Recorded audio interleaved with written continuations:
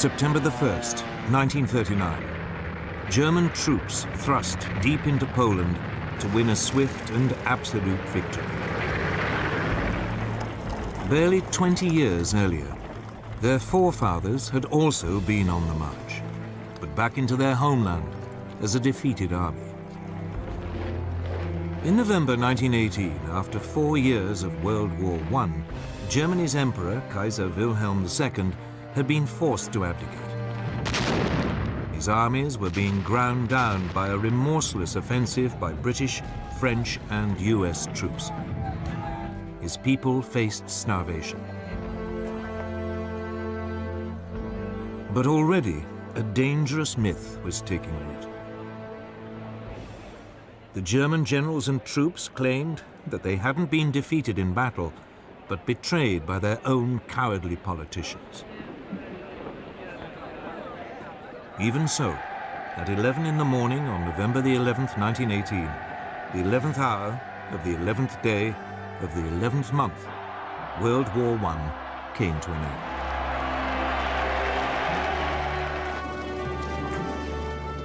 The following month, President Woodrow Wilson of the United States arrived in Europe, promising to create a new world order. He persuaded the world's leaders to sign up to a new League of Nations. At the Treaty of Versailles, they agreed that from now on, disputes between countries would be resolved not by fighting, but by debate in the League. The peoples of Europe were set free. Germany's ally, the Austro-Hungarian Empire, was dismembered. Out of it, new nations were created: Austria, Poland, Hungary, Czechoslovakia, Yugoslavia, Latvia, Lithuania, and Estonia. Germany itself was greatly reduced in size. But this process contained a time bomb. Not everyone celebrated the birth of countries like Czechoslovakia. Several of them contained substantial German minorities. One day, the desire to reunite the German peoples would come to haunt Europe. The war-torn German people also had one final indignity inflicted on them. They were forced to pay a massive £6.6 billion in reparations to France and Britain, something they could ill afford. And when he returned to America, Wilson's new world order immediately fell apart. The US Congress decided it could not risk being sucked into another war in Europe. It refused to join his league, and the US withdrew into isolationism. Germany was now a very different nation. It was still Europe's biggest country, but its militaristic monarchy had gone. It had become a democracy. But its government, the so-called Weimar Republic, was soon struck by a series of hammer blows. Street battles erupted between extreme right-wing nationalists and communists trying to start a revolution. Then, in 1923, the country was devastated by hyperinflation, which reached hundreds of % a month. Ordinary people's savings were wiped out. This was fertile ground for a new breed of rabble-rousing right-wing politicians. Among them, Adolf Hitler. Hitler had been born in Austria. He had fought bravely as a soldier in World War I and been awarded the Iron Cross.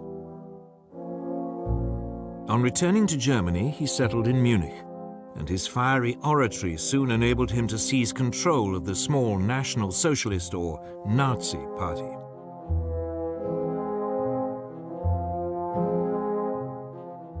In October 1923, Hitler and his henchmen attempted an armed coup against the Weimar government.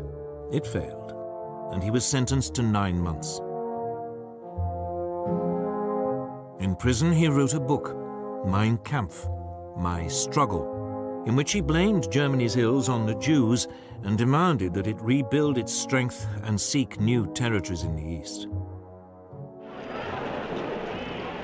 On his release, he set about building the Nazis into a proper, disciplined political party. From now on, he would use the democratic system to achieve power. But for the next 5 years, Weimar Germany prospered. Support for extremist parties, left and right, dwindled. Then suddenly, Hitler's opportunity arrived.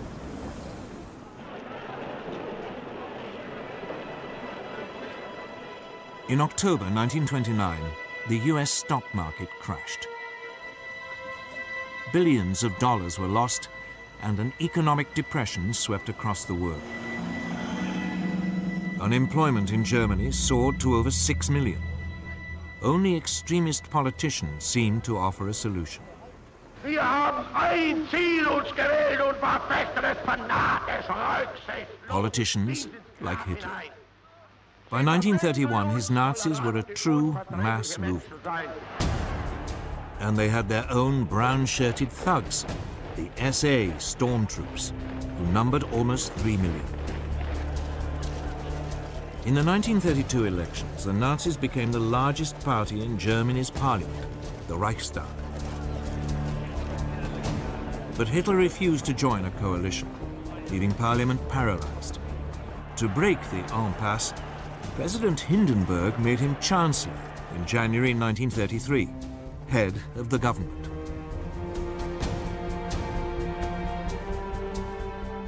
Within a month, the Reichstag burned down. Hitler accused the communists and demanded emergency powers.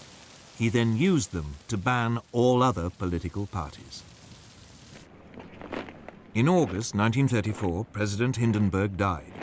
Hitler declared himself president. He was now absolute leader, the Führer of Germany.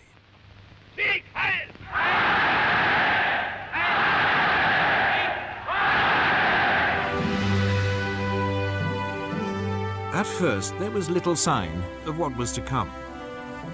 For the next 3 years, the Führer concentrated on rebuilding Germany's economy. He spent millions on public works, including the 5,000-mile Autobahn system, to soak up the unemployed. But in secret, Hitler was also spending lavishly on a huge rearmament program. Under the Versailles Treaty, the German army had been limited to 100,000 men. The country was forbidden to have an air force, tanks, or submarines. This small army was trebled in size. Then, in 1935, Hitler came out into the open. He unveiled a brand new air force, the Luftwaffe. It had 2,500 planes, far more than Britain or France. Unemployment plunged, and the Nazis became enormously popular. Now emboldened, the Führer made his first expansionist move. In 1935, he reoccupied the Saarland district on the French border, after it voted to return from League of Nations to German rule. A year later, he sent German troops into the Rhineland, part of Germany which had been demilitarized at Versailles. At the time, many felt that Hitler was only claiming back what was rightfully Germany's. Neither Britain nor France objected.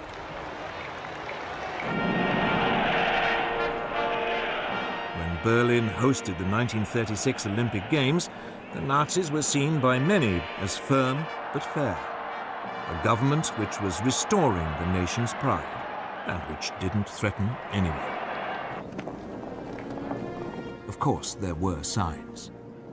The 1935 Nuremberg laws forbade Jews to marry true Aryan Germans and deprived them of their citizenship. But when the first threats came to world peace, they didn't come from Hitler at all, but from somewhere else entirely.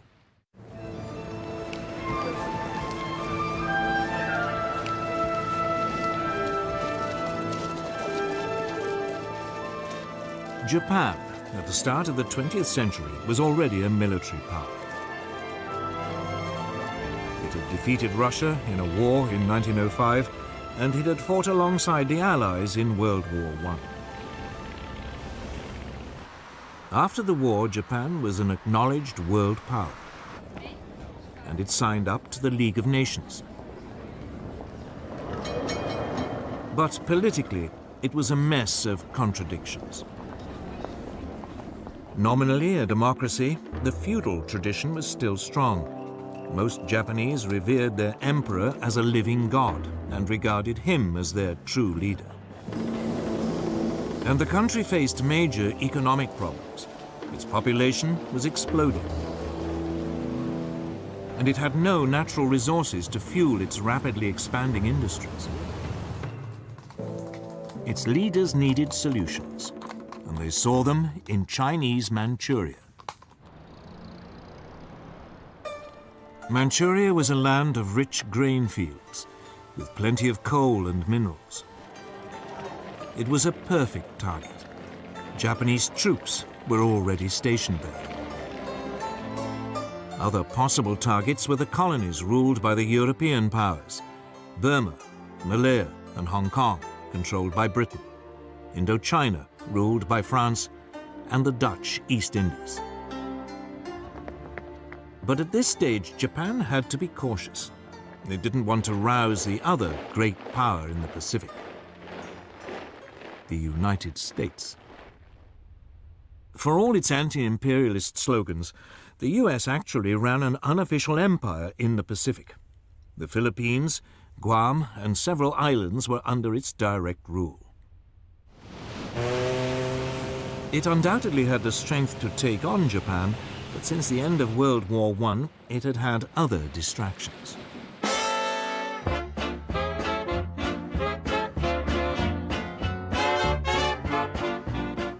This was America's Jazz Age.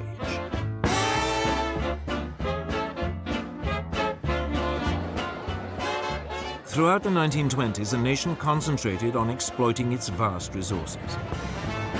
There was an economic boom that seemed without end. Fortunes were made both in industry and the stock markets. America seemed lost to the increasing pursuit of pleasure. With distractions like these, Japan's growing pains in the Pacific seemed very far away. America had slashed its army after World War I and agreed a naval reduction treaty with Britain, France, and Japan. This, in effect, handed naval superiority in the Pacific to the Japanese. And then came the Great Depression.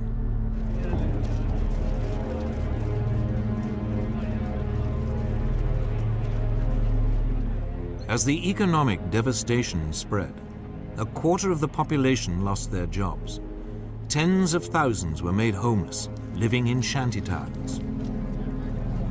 Whereas before it had been distracted by pleasure, now America was distracted by pain. It was time for Japan to make her move.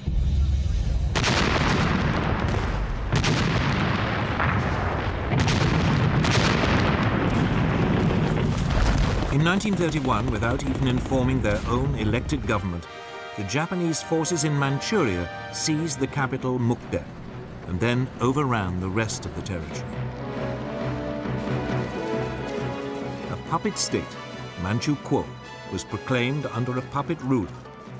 Henry Puyi, the last emperor of China, who had been deposed in 1911, was dragged out of retirement.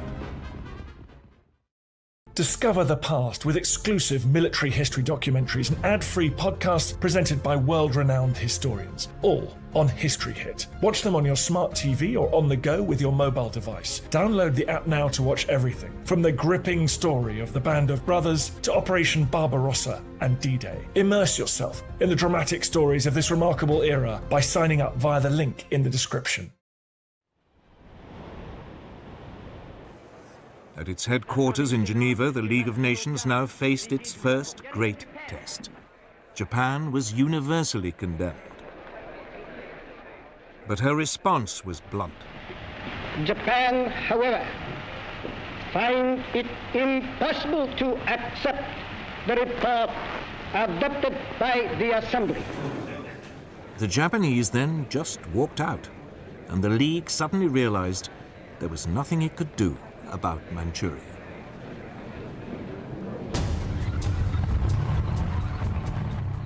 Japan was declared an international pariah, but it didn't care. Its leaders had turned their eyes to further conquests in China.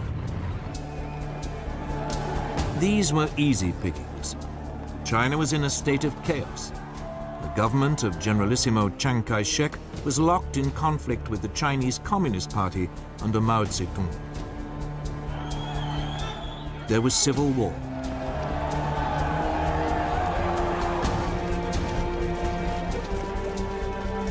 In 1936, as a precursor to invasion, the Japanese signed a pact with Hitler.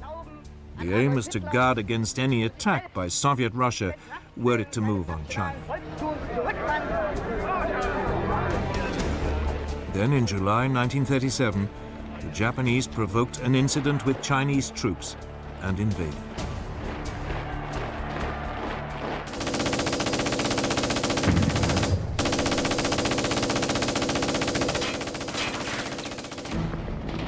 At first, the Chinese were taken by surprise. But they soon fought back fiercely, the communists even joining the Kuomintang in a united front. The Japanese responded with amphibious landings. By the end of 1937, they had overrun much of northern China and the coast.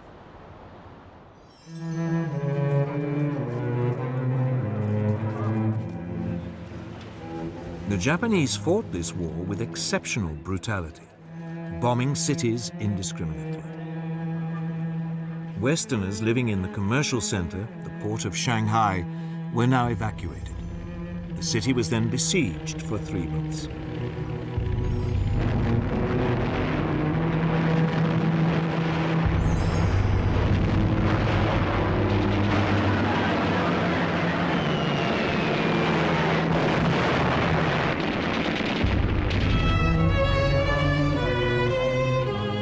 It suffered widespread damage, the Japanese forces showing no pity or concern for the native population. But it was after the capture of Nanking, then the Chinese capital, on December the 17th, 1937, that the Japanese forces really ran amok. Over 300,000 civilians are estimated to have been massacred during a 6-week orgy of rape and indiscriminate killing.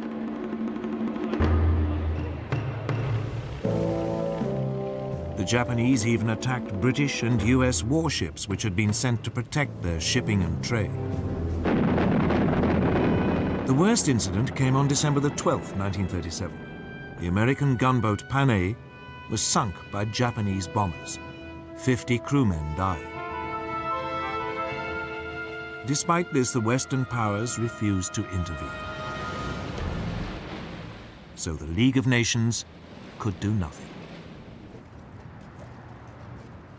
In the United States, President Roosevelt wanted to impose a naval blockade of Japan.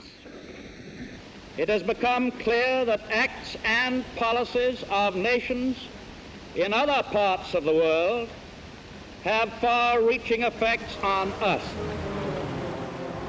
But the British would have none of it, fearing that it might provoke a war. So all Roosevelt could offer was a $25 million loan to Chiang Kai-shek to buy arms. Even though the communists were now fighting alongside the Kuomintang, the Soviet Union did little to help either. Its only involvement was a series of clashes along its own border with Manchuria. But China itself received nothing. Instead, it had to fight on alone. During 1938, the Japanese overran Canton and pushed the Chinese forces deeper into the west of the country. All the rhetoric of the League of Nations, all those promises to stop international aggression had come to nothing. And by now the Western powers were facing aggression much closer to home. Deve cristallizzare una posizione di potente ingiustizia. Sangue, principi che sorgono e che nascono, e i principi che declinano, la vittoria è per noi, per i primi. Today, it is easy to laugh at Benito Mussolini, the fascist dictator of Italy. All that posturing seems faintly ridiculous now, but it didn't seem that way in 1922. Back then, Italy had seemed to be on the edge of anarchy. The country was riven by strikes and land seizures. The democratic government, just as in Germany, seemed powerless in the face of such unrest. So Benito Mussolini, a war veteran and a journalist, decided to take a stand. He organized a right-wing nationalist party, the Fascists. With the country paralyzed by a general strike in August 1922, Mussolini ordered his followers to march on Rome. Fearing a civil war, Italy's king, Victor Emmanuel, asked him to form a government.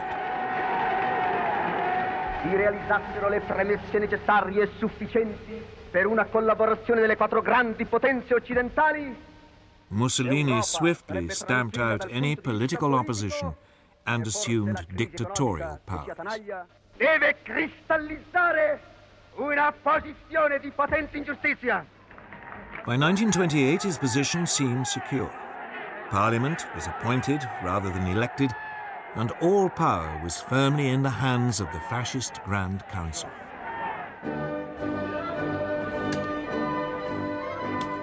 Like Hitler, Mussolini's first acts made him immensely popular.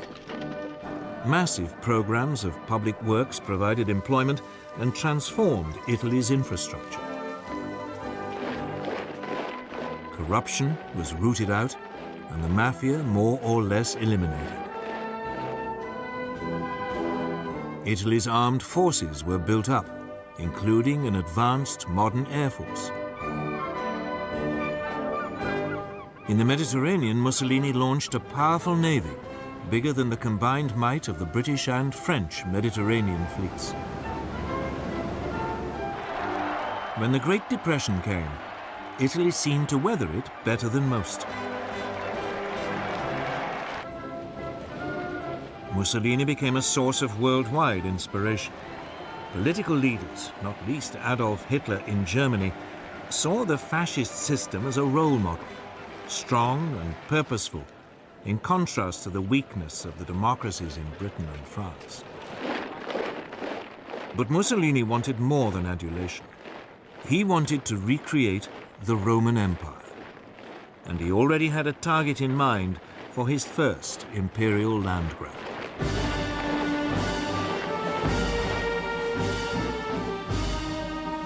His target was Abyssinia, today's Ethiopia. Italy already had colonies on its borders in Eritrea and Italian Somaliland. In December 1934, Italian forces provoked a clash with Abyssinian troops at an oasis in the Ogaden region, well inside Abyssinian territory.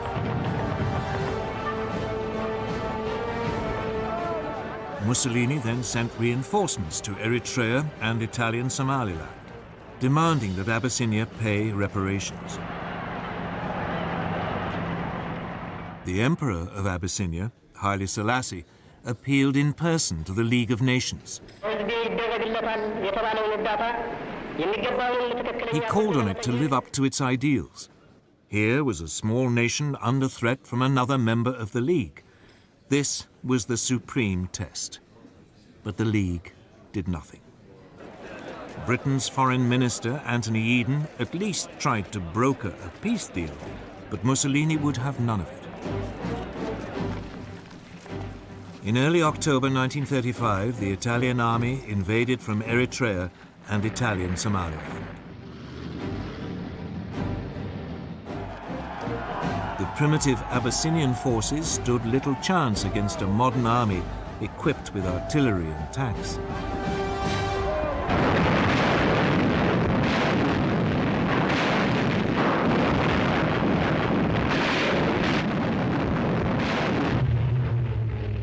The Italian Air Force had total command of the air and harried the Abyssinians, on occasions dropping gas bombs, even though gas had been outlawed at Versailles as a crime against humanity. After 6 months, Abyssinia was completely overrun. The Emperor Haile Selassie fled into exile in Britain. From its headquarters in Switzerland, the League of Nations wrung its hands. It did impose economic sanctions, but they had little effect.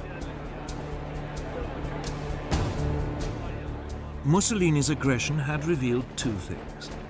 The League of Nations, that great hope for peace, was impotent. And both Europe's supposed major powers, the democracies Britain and France, no longer had the stomach for a fight.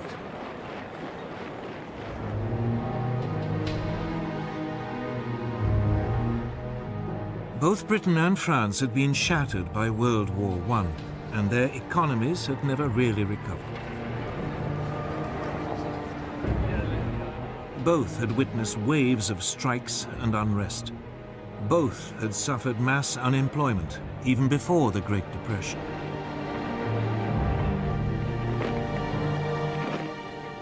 Both also faced the cost of controlling empires, now swollen by taking on Germany's former colonies and the Middle Eastern territories once run by the Turkish Ottoman Empire. And above all, both had been traumatized by the horrific casualties of World War I.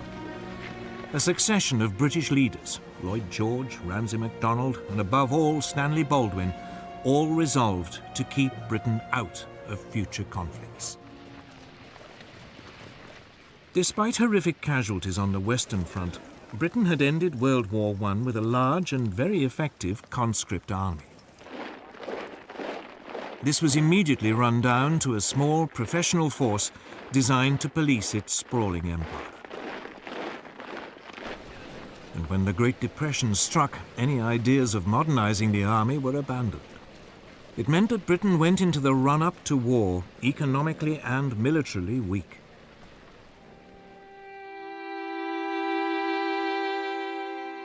French losses during World War I had been even worse than the British. Ever mistrustful of the Germans, a large conscript army was maintained. But throughout the 1920s, France's birth rate had declined. It became clear that there would be a manpower shortage by the mid to late 1930s. France realized it could never compete with Germany on the size of its army alone.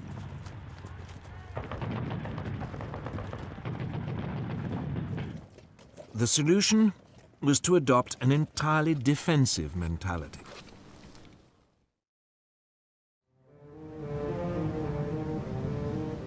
The Maginot Line, a series of fortifications, was begun in 1930 along the frontier with Germany and ran as far as the Belgian border. There, it theoretically linked up with fortifications planned by the Belgians. This new French military approach meant that France was only capable of waging a defensive war. It just did not have the ability to launch an attack on Italy, even if the British had had the troops to help. And of course, both countries knew that their navies in the Mediterranean were outnumbered by Mussolini's new fleet.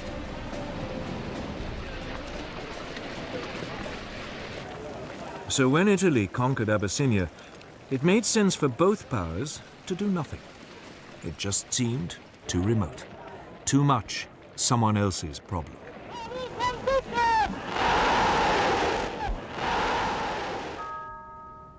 By now, they both had to deal with all the traumas of the Great Depression. That seemed so much more pressing. And above all, they were now faced with a military threat far closer to home. A resurgent and rearming Germany. And Germany's power, and that of Italy too, was soon about to be demonstrated in supporting the rise of another dictator in Spain.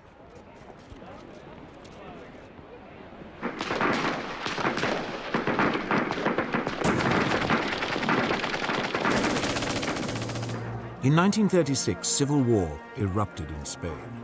It was exceptionally vicious, setting family against family, communist against fascist, believers against atheists. In 1931, a left-wing government had come to power determined to get rid of the centuries-old Spanish monarchy. The king was forced into exile and a republic was declared.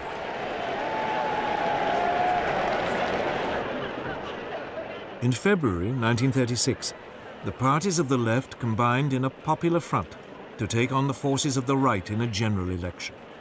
The Popular Front won narrowly. Even though its reform program was modest, a wave of strikes and land seizures led the right to fear that a communist takeover was inevitable.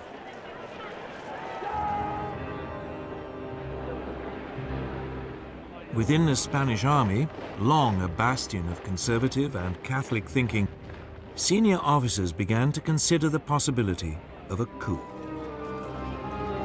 Among them was General Francisco Franco, a former chief of staff who had been effectively exiled to command Spain's forces in the Canary Islands.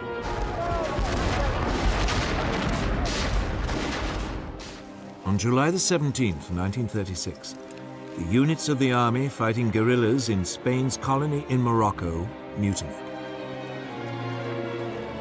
The next day, Franco flew to join them, proclaiming a new nationalist movement which would save Spain from communism. Mainland garrisons now joined this revolt. The Popular Front responded by calling for volunteers to defend the Republic. Battle lines had been drawn.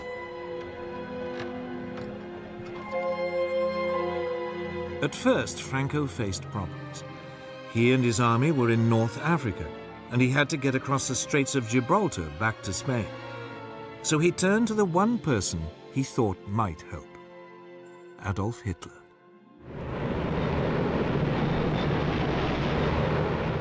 Within a month, transport aircraft from Hitler's new Luftwaffe had begun an airlift, taking Franco's battle-hardened veterans over to southern Spain.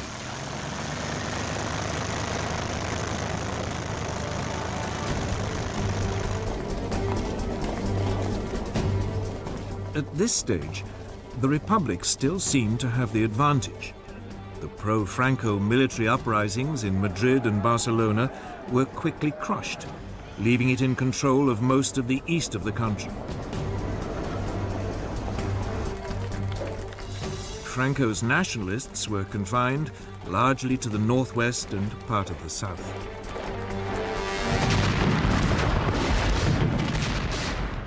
But the nationalist situation was transformed when Hitler and Mussolini started to pour in troops and weapons.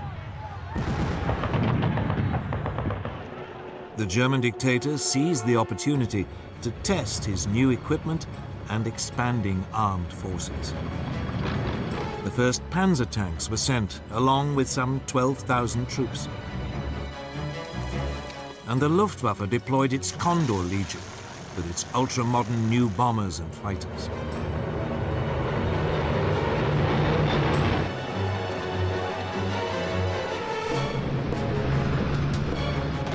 Mussolini sent a so-called volunteer corps of 50,000 men and more than 700 aircraft. In vain did the Republicans appeal to Britain, France, and the Soviet Union for help. But London and Paris were scared of setting off a European war. They declared a policy of non-intervention. Cynically, both Germany and Italy signed up to this. But when it became obvious that they were still sending arms to the nationalists, Joseph Stalin, the Soviet leader, announced that he would help the Republic. Stalin's worry was the rise of fascism in Germany.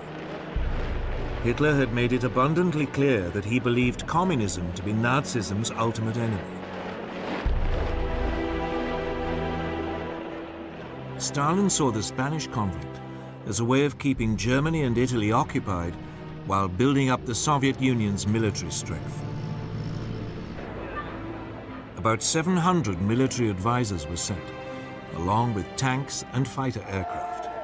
It was something, but no match for the support Franco had received. In fact, the largest source of outside help for the Republic didn't come from a country at all, but from volunteers, the international brigades. About 30,000 left-wing Americans, British, French, and Germans signed up to fight in Spain. With their new fascist support, the nationalists were able to open two fronts, one advancing towards Barcelona from the north, the other led by Franco, pushing up towards Madrid from the south. By the end of 1936, Madrid was enveloped on three sides and virtually under siege. The fighting was intense and often accompanied by appalling atrocities against civilians. The Republicans hunted down and murdered Roman Catholic priests. The nationalists slaughtered anyone accused of being communist. German and Italian air power was used indiscriminately against civilian targets. Madrid was heavily bombed. But the worst incident came in April 1937, when the Basque town of Guernica was virtually obliterated, with 6,000 civilian deaths. The area controlled by the Republic was steadily ground down. Its forces fought with great gallantry, but undertrained and under-equipped amateurs were no match for the professional soldiers led by Franco, or for the combined modern weaponry of Italy and Germany. As the war dragged on, the fighting around Madrid became a symbol of the left's determination not to be crushed by a fascist dictatorship. But behind the scenes, the Republican alliance was falling apart. The communists and socialists wanted to concentrate on winning a military victory. But the more idealistic anarchists and syndicalists saw the war as an opportunity for a mass revolution by the workers. These disagreements burst out into the open in May 1937. Fighting broke out in Barcelona between the anarchists and communists. It was a fatal weakening of the Republican cause. By the end of 1938, the nationalists had penned their enemy into a small enclave around Barcelona, and another stretching eastward from Madrid to the coast.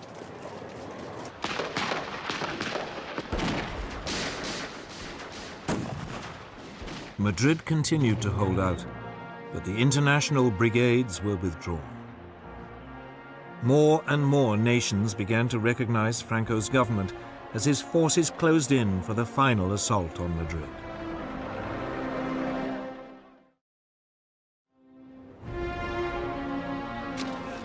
At the end of March 1939, its defenders, exhausted after nearly 3 years of fighting, the capital finally surrendered.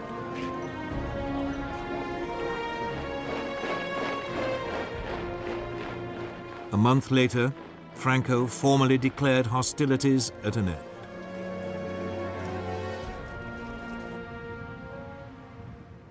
The scars of Spain's civil war took years to heal, and in some ways, they never have. And internationally, Franco's victory over the Republic proved a disaster. Hitler and Mussolini were confirmed in their belief that the democracies of Britain and France were impotent to resist any real pressure. while Stalin despaired of their willingness to confront fascism. Hitler in particular saw his way open to begin the aggressive policies outlined in Mein Kampf. Even before the Spanish Civil War ended, his armies were on the march.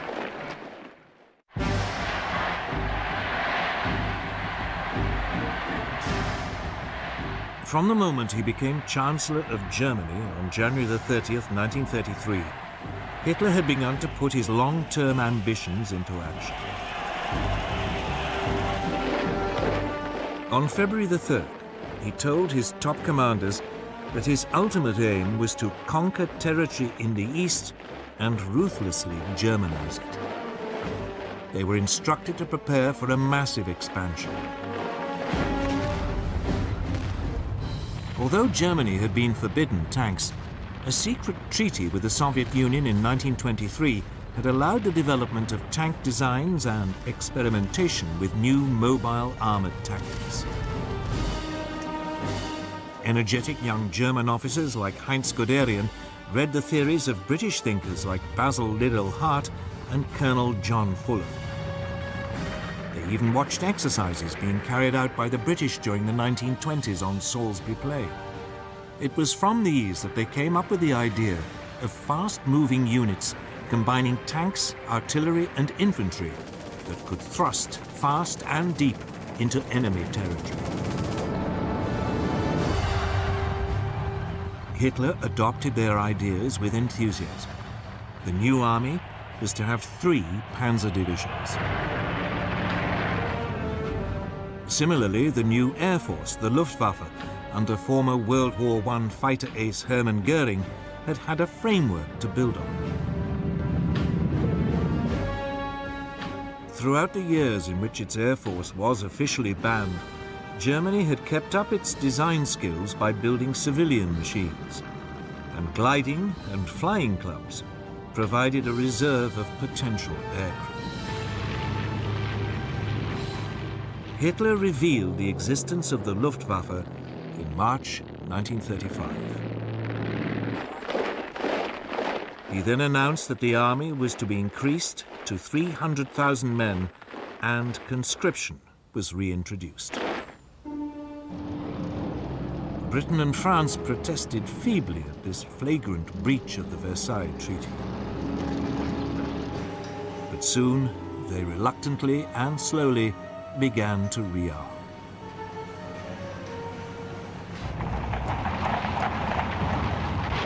Until this point, Hitler had been modest in his goals. He had only taken back what was his, the Rhineland and Saarland. But now he had a grander target in mind, his homeland, Austria. In 1934, Austrian Nazis had attempted to seize power and unify the country with Germany. The Austrians, after all, spoke German, even if they had never been part of a German state. In February 1938, another Nazi plot was discovered.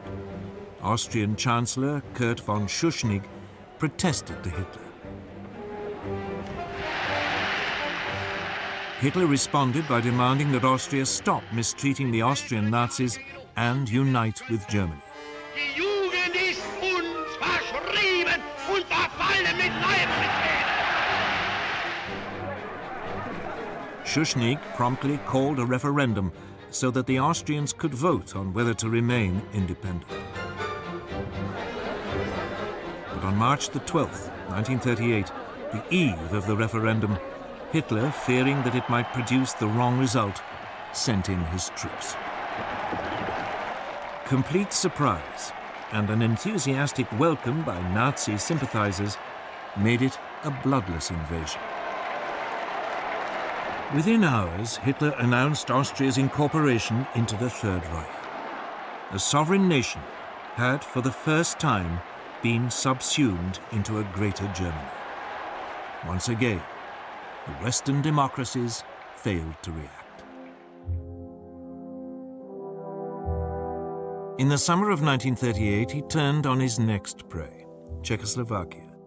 A substantial German minority lived in the northwest of the country, an area known as the Sudetenland. These Sudeten Germans had been part of the old Austrian Empire, but had been cut off when Czechoslovakia was created in 1919. This was the time bomb that had started ticking at the signing of the Treaty of Versailles. Hitler encouraged Sudeten German demands for autonomy and then threatened the Czech government with force if it refused to agree. Undaunted, the Czech government ordered general mobilization and prepared to resist. The Czechoslovak army was large and well equipped, with formidable fortifications on its frontier with Germany. Hitler backed off. But then at the beginning of September, concerned that war might be imminent, the British Prime Minister Neville Chamberlain decided to act as a peacemaker. He flew to meet Hitler twice. The Nazi dictator assured him that if he could have the Sudetenland, he would make no further territorial demands in Europe.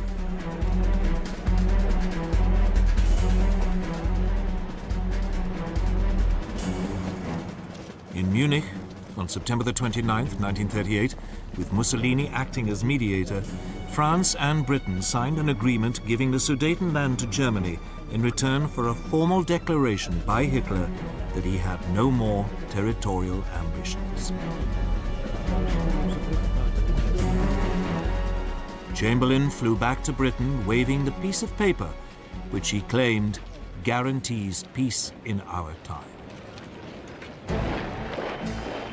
And so, on October the 1st, German troops occupied the Sudetenland and seized the Czech frontier fortifications. Hitler now began sizing up his next target, Poland. Eine große Nation muss dauernd zusehen, wie gegen Recht und vertragliche Bestimmungen Angehörige des Again, the nominal cause was a German minority marooned as a result of the Versailles Treaty.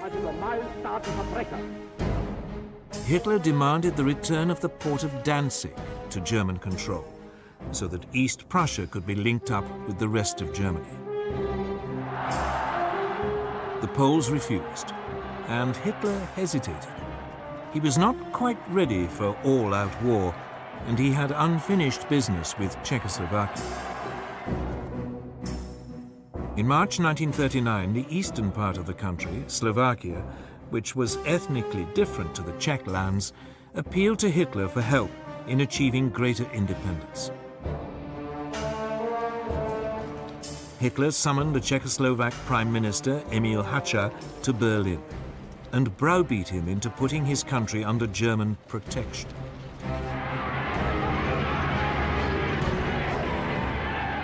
German troops now marched into the rest of Czechoslovakia, unopposed. Most of the country was annexed into the Reich. Slovakia was declared a protectorate. For the first time, Hitler had seized non-German-speaking territory. But again, there was only a feeble protest from Britain and France. At the end of March, he again repeated his demand that Poland give up Danzig. This time, France and Britain declared unequivocally that they would declare war if he attacked Poland. But by now, Hitler cared little whether they did or not. He was sure that they would be weak and indecisive opponents.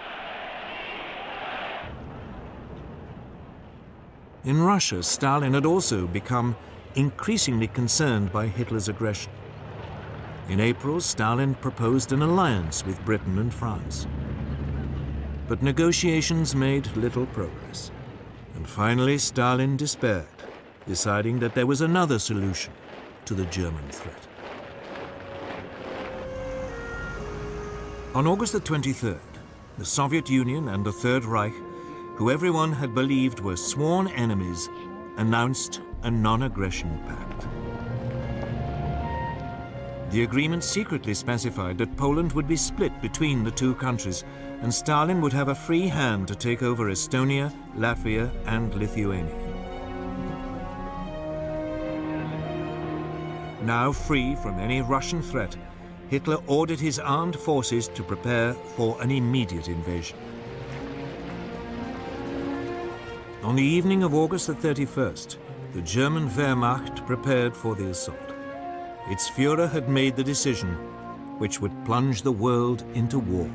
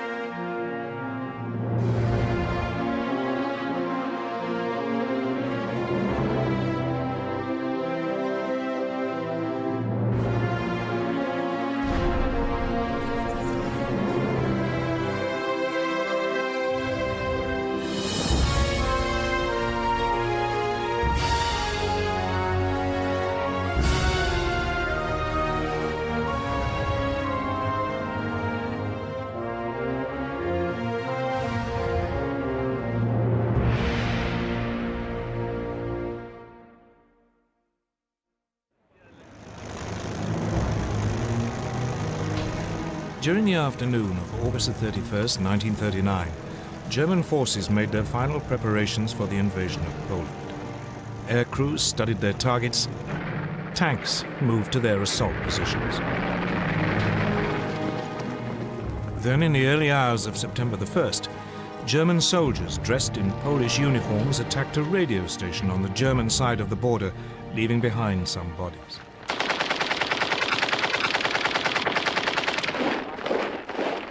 This was the aggression which Hitler later used to justify his attack.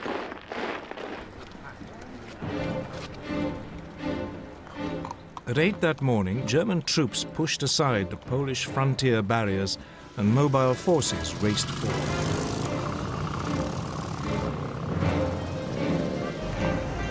Two days later, on September the 3rd, Britain and France declared war, honoring their promise to stand by Poland. But by then, the Poles were in deep trouble. They were not only outnumbered, but facing a new form of warfare for which they were ill-prepared. Blitzkrieg.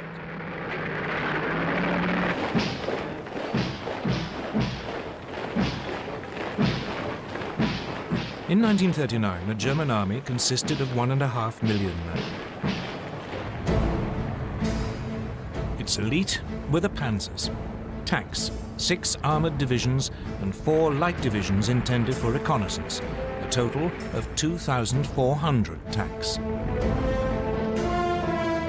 These had been designed to break through an enemy's defenses and strike deep, cutting communications and spreading confusion.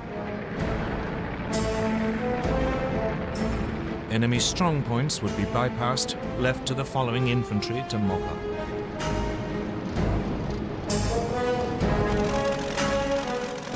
The new German Air Force, the Luftwaffe, was also designed for Blitzkrieg.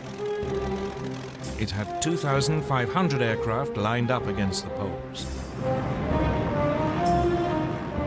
The most notorious was the Junkers Ju-87 Stuka dive bomber. It was a form of flying artillery, making pinpoint attacks in support of the fast-moving ground forces. The Poles could muster just 600 planes.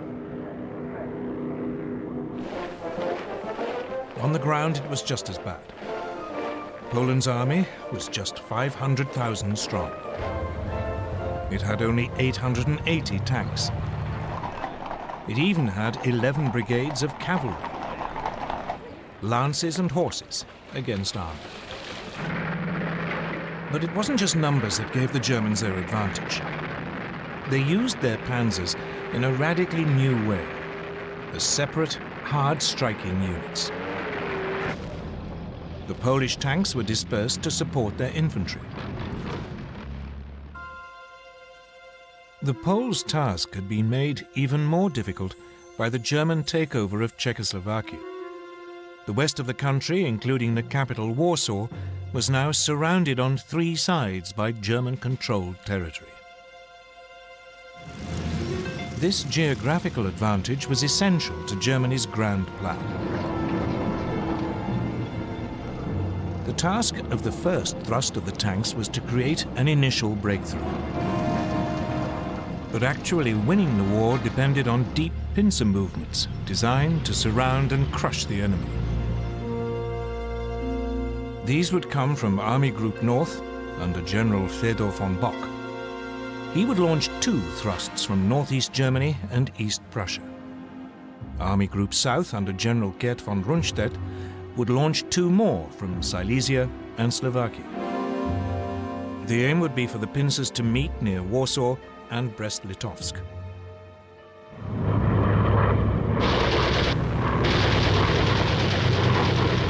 From the start, it went well for the Germans.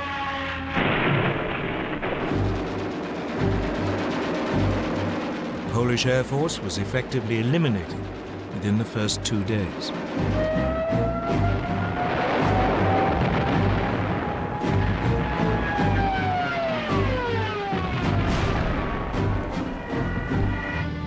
Panzers cut through and struck deep. And the Stukas and medium bombers proved devastatingly effective.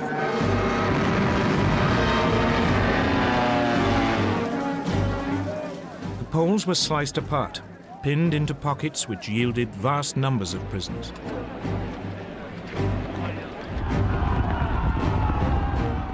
Legend has it that some Polish cavalry units gallantly tried to attack the panzers. But it was futile.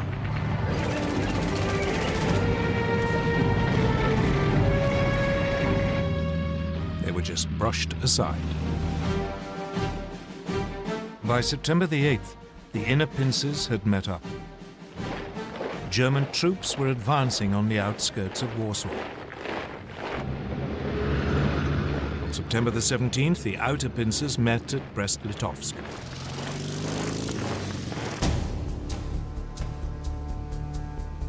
On the same day, Soviet forces crossed the eastern Polish frontier as part of the agreement reached between Hitler and Stalin in the Nazi-Soviet pact. The Polish army was now in full retreat, its government fleeing abroad. Warsaw, however, fought on.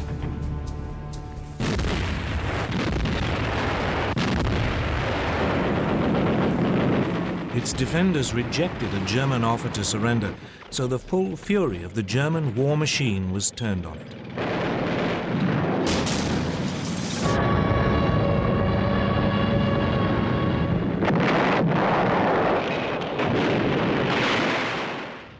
Watching it all was Adolf Hitler, who had followed close behind his conquering army.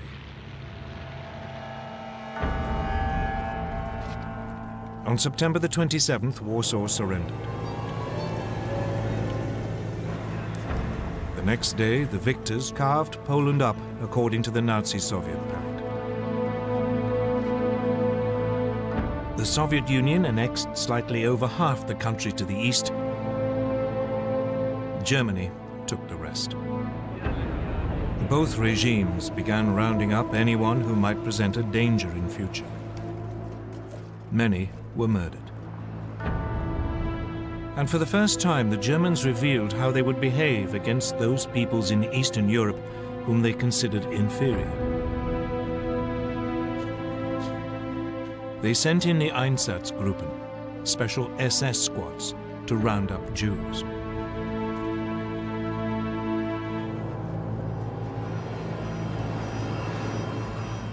Most were forced into ghettos in the major cities, where they would be starved to death. Others were executed on the spot.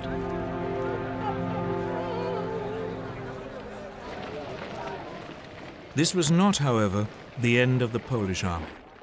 More than 50,000 troops escaped and eventually reached France. There, a provisional government had been formed by General Władysław Sikorski, the Poles would fight on bravely from abroad.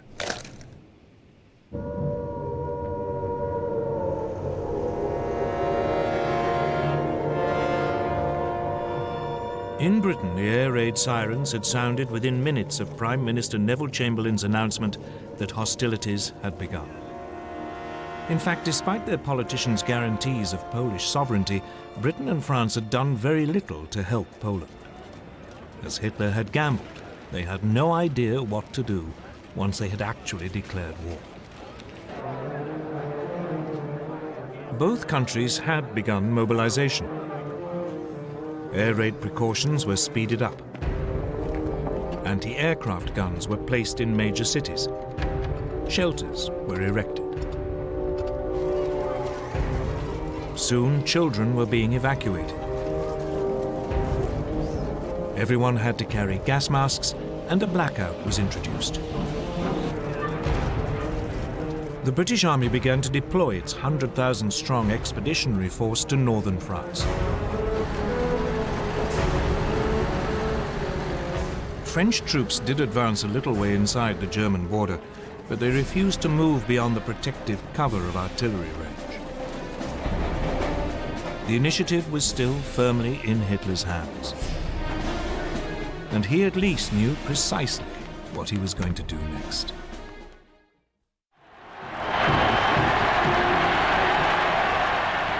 The Blitzkrieg against Poland had been a stunning success for Adolf Hitler.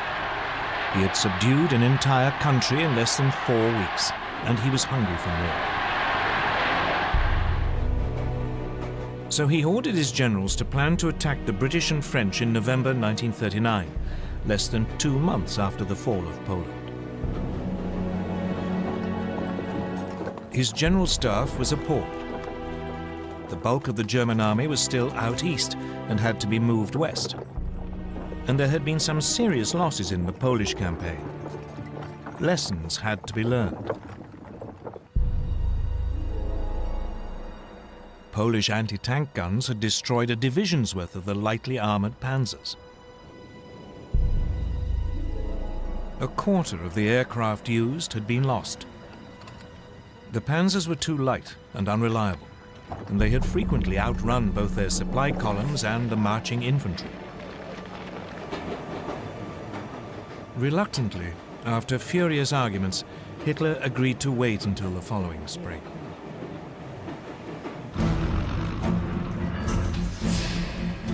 Meanwhile, his enemies were also learning lessons.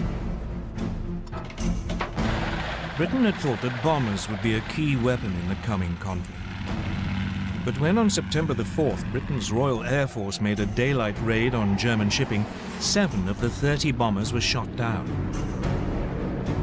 It soon became clear that this wasn't a one-off misfortune. In some raids, over half the aircraft were lost. British bombers just weren't up to the job. So the RAF switched to night raids, and they decided to drop not bombs but leaflets, so as not to provoke retaliation.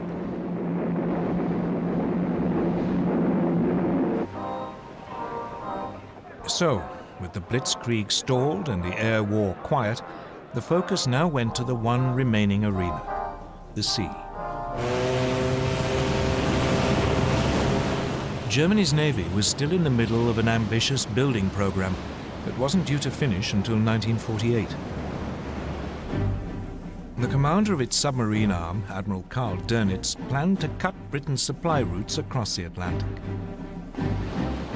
For this, he wanted 300 ocean-going submarines, but he had just 38.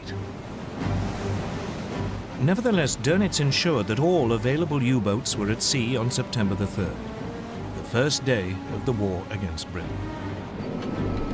That evening, believing it to be an armed merchant cruiser, U-30 sank the liner Athenia without any warning.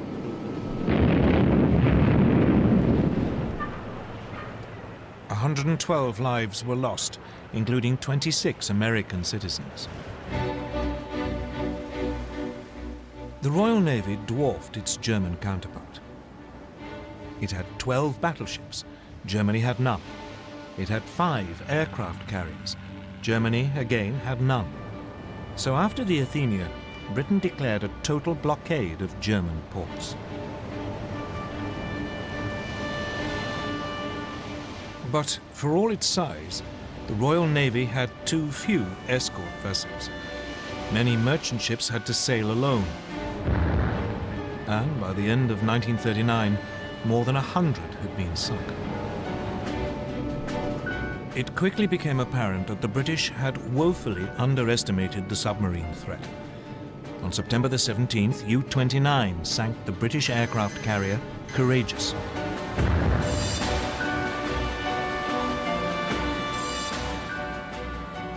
On October the 14th, the battleship Royal Oak was sunk when U-47 slipped through the defences of the British main fleet base at Scapa Flow in the Orkneys. Meanwhile, Germany's small surface fleet had also been unleashed against the sea lanes.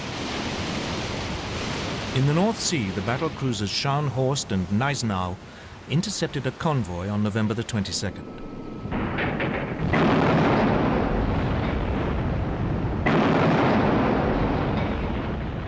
They sank its escort, the armed merchant cruiser Rawalpindi.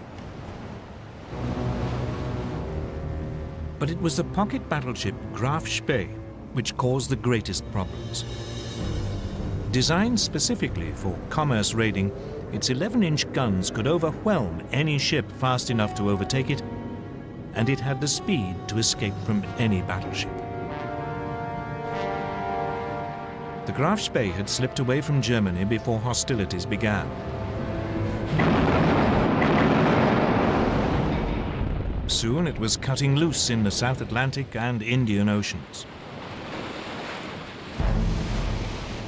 Finally, 3 British cruisers, Exeter, Ajax and Achilles, intercepted it off the River Plate on the east coast of South America. The British ships damaged the pocket battleship so badly that it had to take refuge in the neutral Uruguayan port of Montevideo. The Germans were then fooled into thinking that a more powerful British force had arrived. When the Graf Spee was commanded to leave port, her captain scuttled her rather than risk annihilation.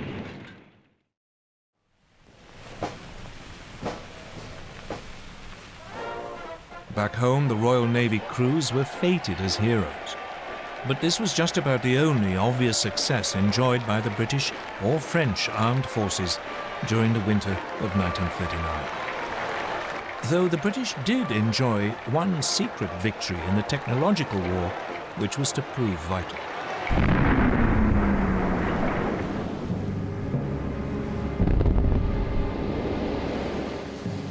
As soon as the war began, Britain began to lose large numbers of ships to German mines. What was so mysterious was that the ships didn't seem to have actually struck them. The mines had simply exploded as the ships passed nearby.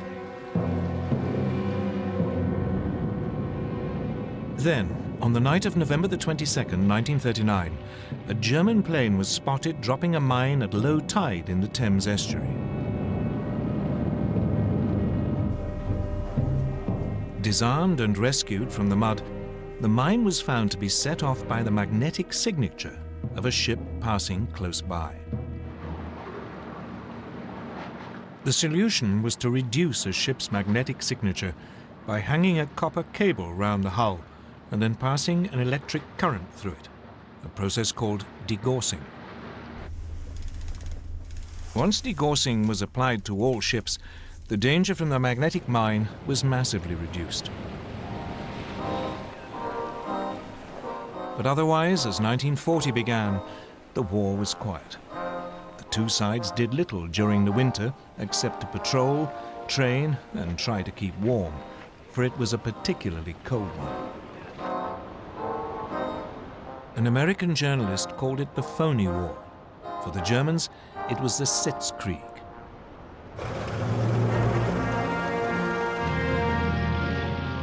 In the spring, the British Expeditionary Force took up its position towards the left of the front on the Belgian border.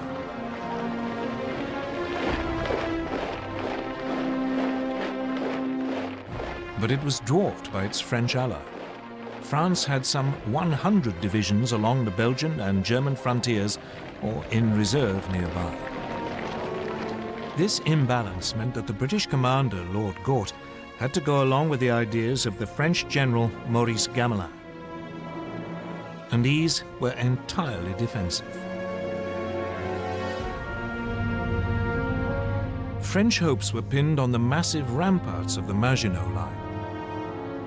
A series of fortifications, it ran from Switzerland to Belgium along the French-German border. The Maginot Line was considered to be completely impassable and would ensure that French territory remained safe. But otherwise, the Allies had no idea of how actually to defeat Germany. Instead, they brought up their forces and prepared for a repeat of World War I. They would blockade Germany to sap its strength, and they would dig in, ready to grind down the assault which they knew must come. None of their commanders seemed to consider that the Germans might have totally different ideas, or that the next moves might come in a completely different arena. Scandinavia.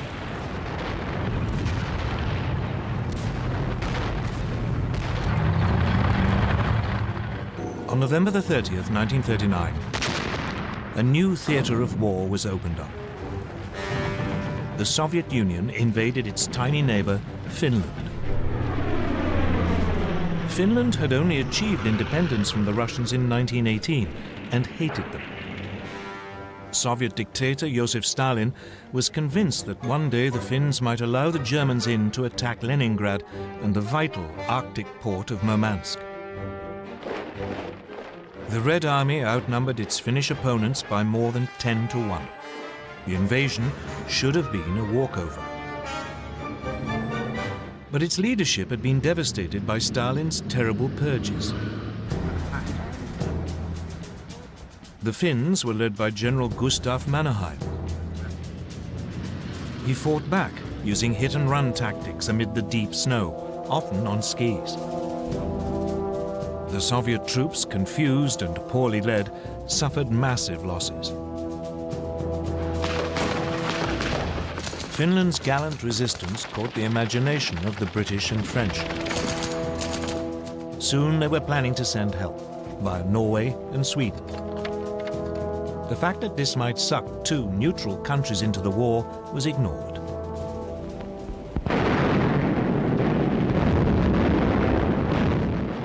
But a renewed Soviet offensive at the beginning of February broke the Finnish defensive line. In early March, the Finns had to cede territory to Stalin. By now, Hitler too had become interested in Scandinavia. The Nazi war machine relied on iron ore from Sweden. In the winter months, the only way it could get to Germany was via the Norwegian port of Narvik. If the Allies landed in Norway, this vital supply could be cut off. So he ordered plans to be prepared for an invasion of Norway. Denmark, which was in the way, would also have to be seized. The Norway theatre heated up on February the 16th, 1940. The British destroyer Cossack boarded the German supply ship Altmark in a Norwegian fjord to release prisoners.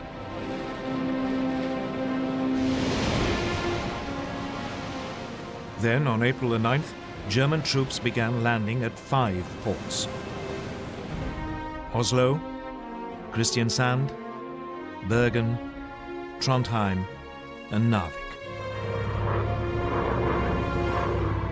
At the same time, men of their newly formed German parachute division seized Stavanger and Oslo airfields. The Norwegian defenders were swiftly overwhelmed, as were the Danes. German forces occupied their country within 24 hours. In Norway, the Germans moved swiftly to link up their beachheads and seize all the major towns. In the air, the Luftwaffe had total control. The Allies now responded. A landing force was dispatched to recapture Narvik.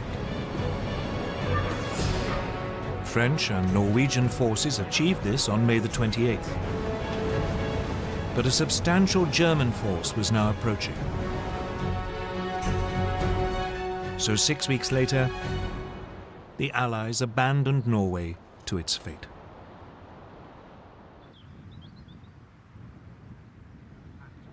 Hitler had spent most of that winter and spring at his country retreat, the Berghof in southern Bavaria. For him, the events in Scandinavia were a sideshow. Instead, he was preparing for his next major blitzkrieg against Britain and France. The first plan his generals brought him had a familiar ring to it. The Germans would advance into Belgium, aiming to swing down towards Paris. It was a repeat of the Schlieffen Plan, which the Germans had used at the start of World War I. The Allies were expecting this, and their main strategic discussion was how to prepare for it. When the Germans attacked, the Allies planned that their forces west of the Maginot Line would swing forward into Belgium to hold them on the shorter and more defensible line of the rivers Dyle and Meuse.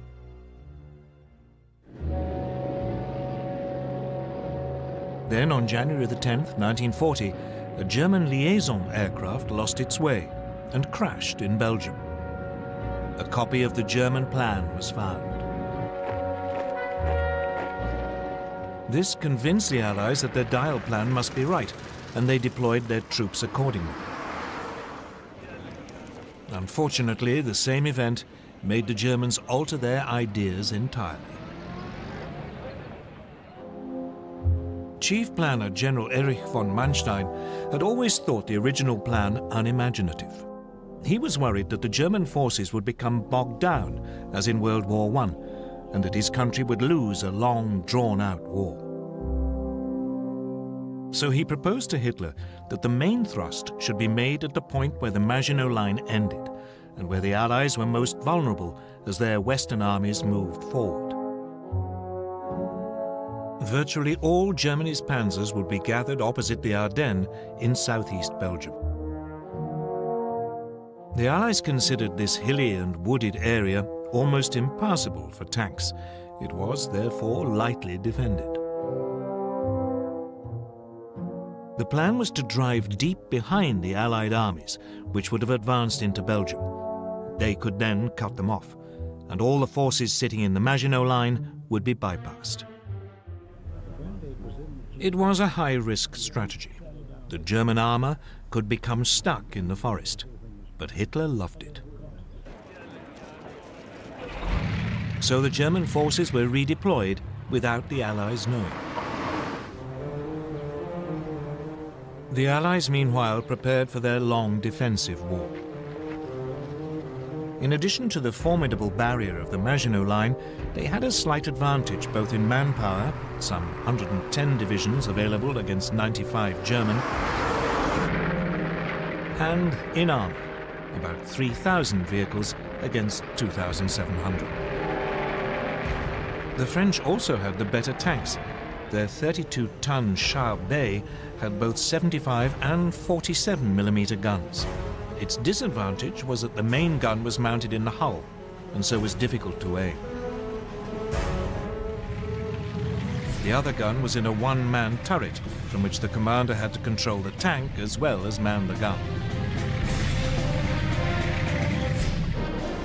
In contrast, the newest German design, the 17-ton Panzer Mark IV, had a 75mm gun in a spacious three-man turret, so its crew could work as a team, though only about 100 were available.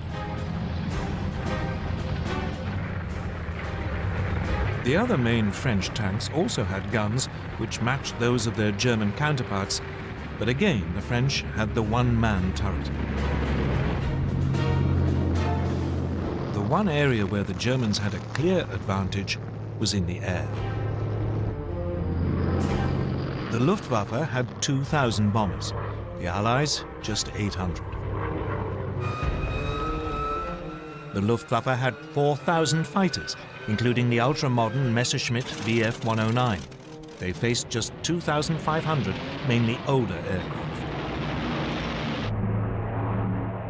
The Royal Air Force did have about 800 excellent Spitfire and Hurricane fighters, but it was keen to keep them for home defense.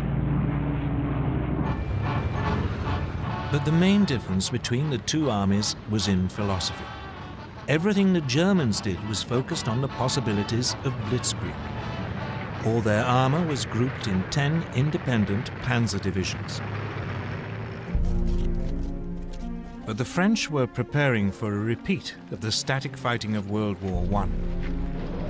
They saw tanks as infantry support and distributed them piecemeal instead of concentrating them.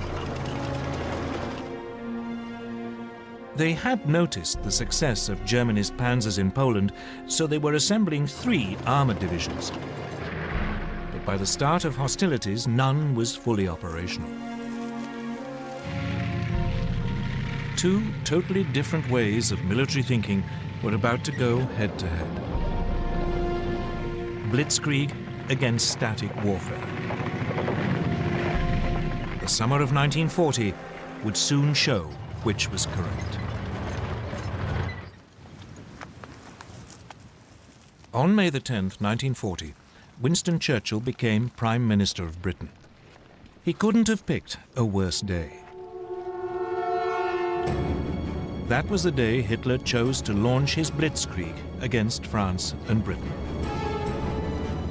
At dawn, a whole German airborne division parachuted into Holland to seize bridges and airfields.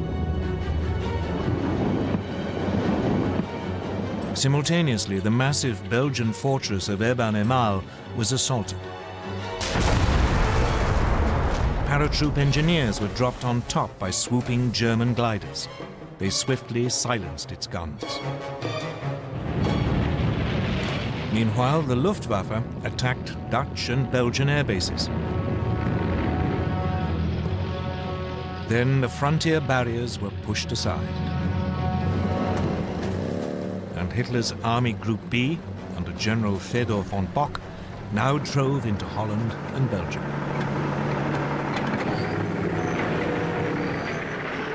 As planned, the French and British armies along the Belgian border moved forward to their new defensive line along the Dial and Meuse rivers. But none of the Allied commanders seemed to have noticed that German Army Group A, which had the bulk of the panzers, after brushing aside the Belgian frontier troops, had now begun driving through the hills and woods of the Ardennes to their south.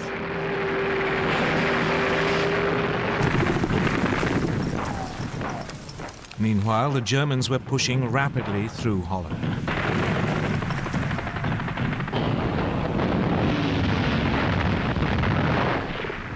The obsolete Dutch army was no match for the highly tuned German war machine. And it was under continual heavy air attack by the Luftwaffe, which roamed the skies unchallenged. On May the 14th, the Germans demanded the surrender of the port of Rotterdam. A large force of bombers took off as the Dutch hesitated. While they were airborne, the Dutch agreed to surrender the city, but apparently a recall message never reached the bombers.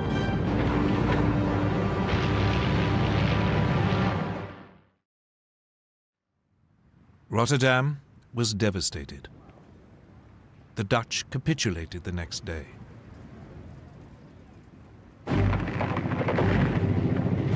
Then came the hammer blow. The thing that British and French planners had thought impossible had happened. German panzers were through the Ardennes and had reached the Meuse by the evening of May the 12th.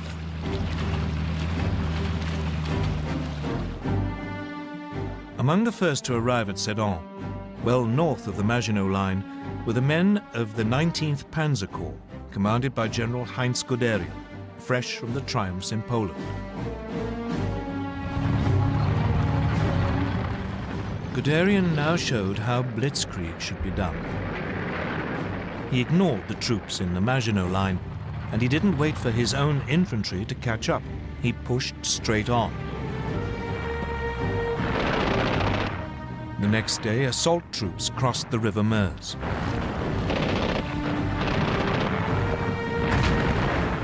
Engineers began building bridges for the armor while under heavy French fire.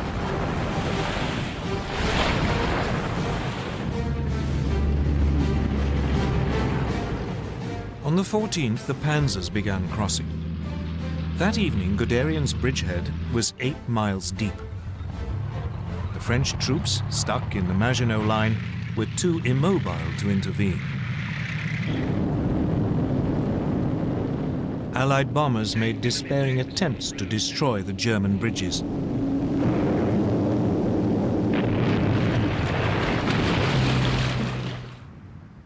But most were shot down.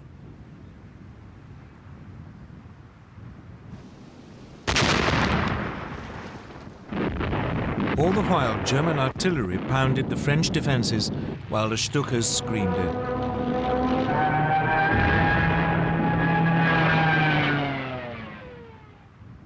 Just 3 days after the attack had been launched, the French defenders around Sedan broke. Guderian's panzers began racing westwards. By nightfall, they had advanced more than 40 miles behind the northern group of Allied armies. These had been holding firm on the Dial line, but now the French Supreme Commander, General Gamelin, realized that they were about to be encircled. He ordered them to fall back.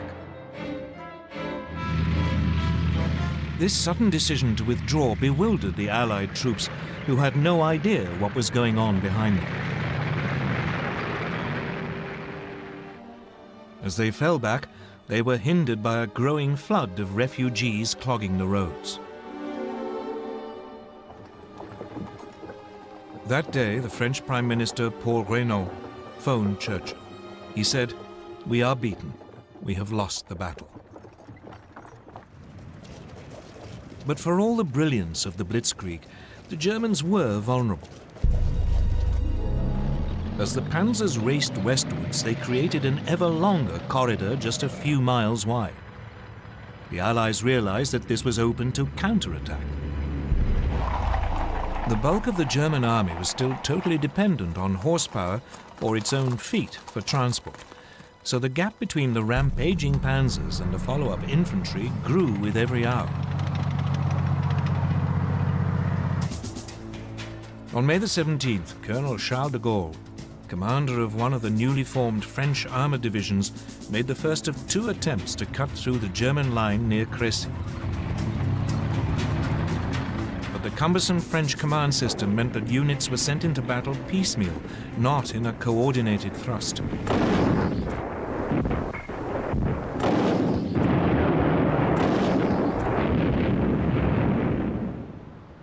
The Germans had little difficulty warding off both attacks, inflicting heavy casualties.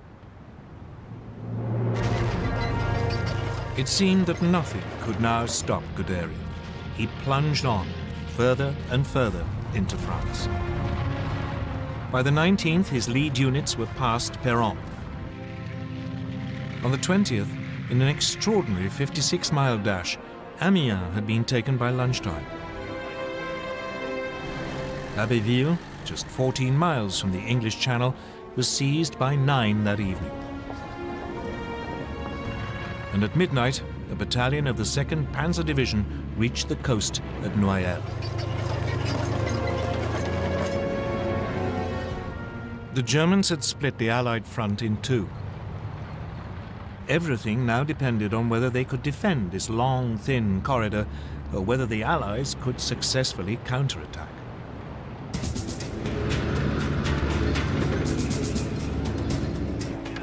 So now the British got ready to break the German lines. On May the 21st, 2 armoured battalions prepared to launch an attack south of Arras. The British tanks were even more unsuited to fast-moving armoured warfare than the French. Their most effective machine, the Matilda II, had been designed for infantry support. Though well armoured, it was slow and undergunned.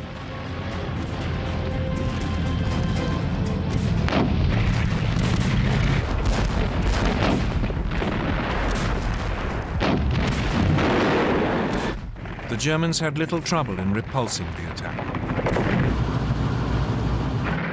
But it did have an effect. By now, the German High Command were becoming worried by their extended lines of communication.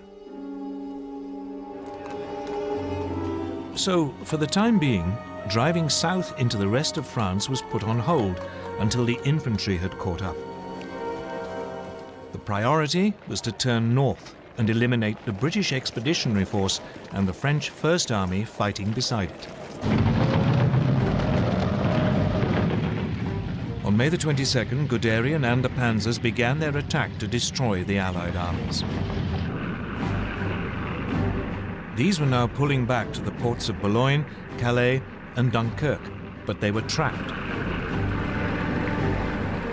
On May the 23rd, General Alan Brooke, commander of British II Corps, wrote, "Nothing but a miracle can save the British Expeditionary Force." 2 days later, the Germans seized Boulogne.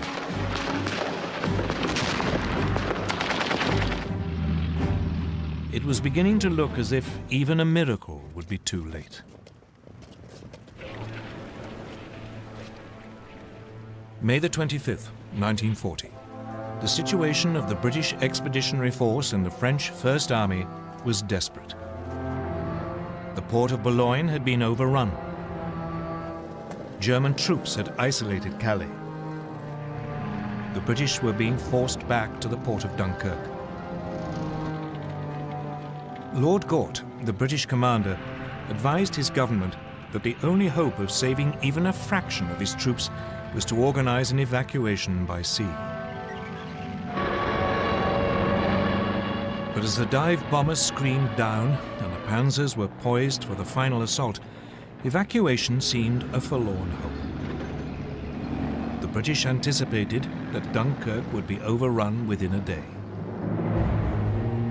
But unknown to the British, Hitler and the German High Command had made a decision which was to save them from total annihilation. The Germans were only too aware that their panzer crews were exhausted and their machines needed urgent repairs. Those attacks by de Gaulle and the British may have failed, but they have shown very clearly how vulnerable the German lines of communication were. This was the great weakness of Blitzkrieg. So the High Command made a fateful decision. It decided to stop the panzers' advance to save them from further damage and wait for the infantry to come up. Only then would the Allied pocket around Dunkirk be eliminated. So the Blitzkrieg was halted and the panzers lay idle.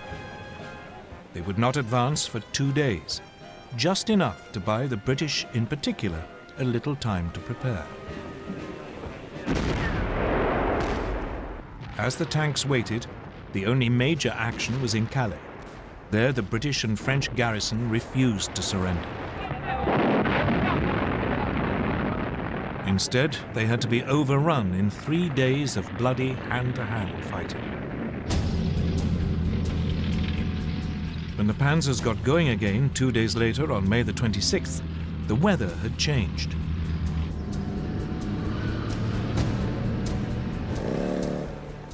The Germans became bogged down in the heavy rain, again giving the Allies more time. So it was that at 7:57 p.m. on May the 26th, Vice Admiral Bertram Ramsay, flag officer commanding Dover, received a signal that he was to put Operation Dynamo into action.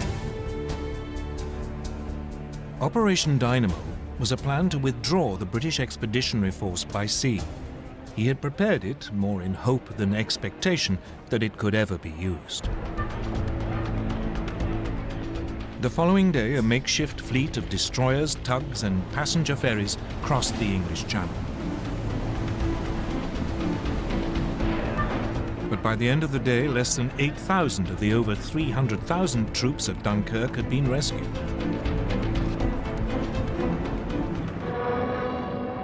The port was under such heavy air attack that it could not be used.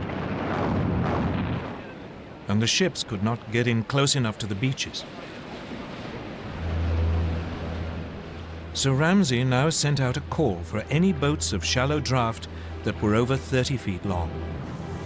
Hundreds of cabin cruisers, fishing boats and barges were gathered from harbours all over southern England and sent across the Channel, often crewed by their civilian owners.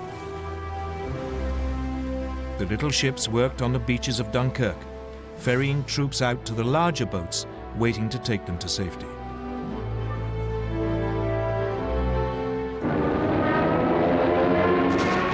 All the time they were under constant air attack. The British Air Force threw every fighter it possessed into the battle to drive the Luftwaffe off.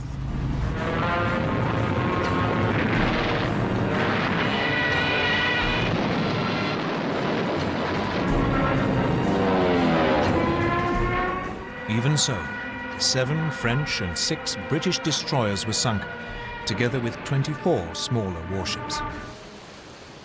A quarter of the 665 small boats never got home. But when the evacuation was halted on June the 4th, over 300,000 men, 41% of them French, had been rescued.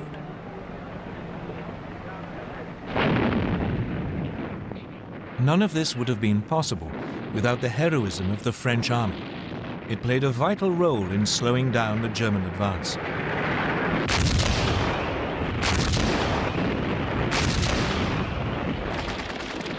The French rearguard didn't leave its positions around Dunkirk until the last boats had pulled away from the beaches.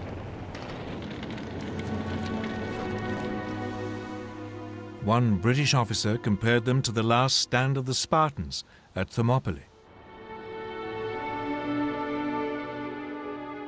Even so, the British Army had lost most of its heavy weapons. It wouldn't be fit to fight the Germans again for a long time. France still had to fight on, but it had lost more than half its army. Against them, the Germans had 92 divisions, including masses of armor.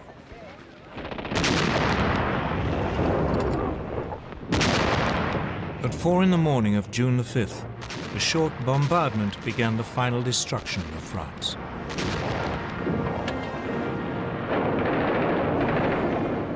Assault troops crossed the Somme and the Aisne. At first, the French resistance was fierce, and the Germans struggled to break out of their bridgeheads.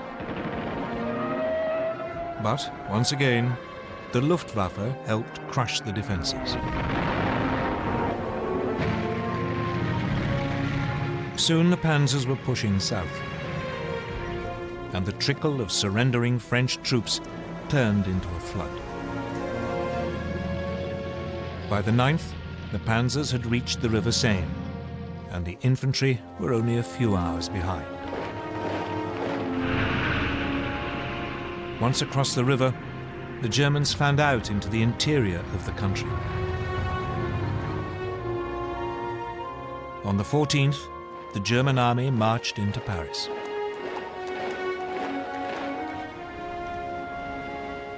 The swastika was raised on the Eiffel Tower.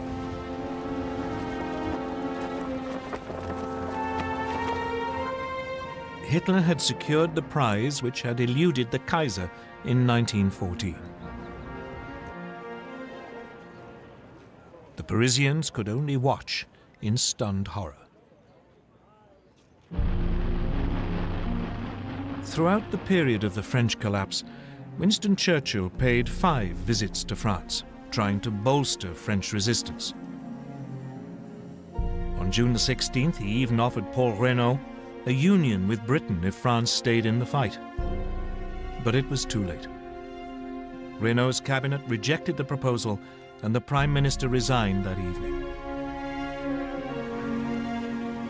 He was succeeded by Marshal Philippe Pétain, who immediately asked the Germans for an armistice.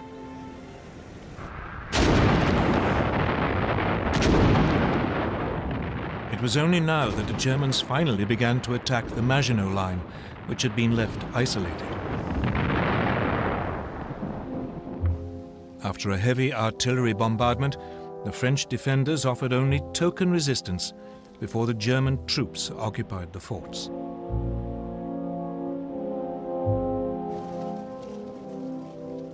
On June the 21st, Hitler went to Compiègne, where the railway carriage in which the Germans had signed the armistice in 1918 was kept. As a French delegation entered the carriage, he handed them his terms and then left. The French insisted on consulting their government, but the next day they were told that if they didn't sign immediately, the panzers would roll again. They signed, and the humiliation of France was complete.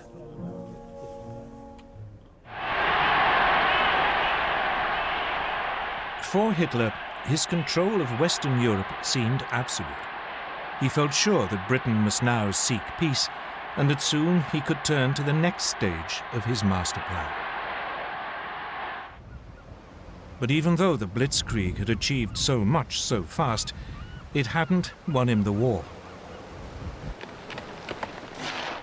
The British, battered and wounded, had escaped to fight another day.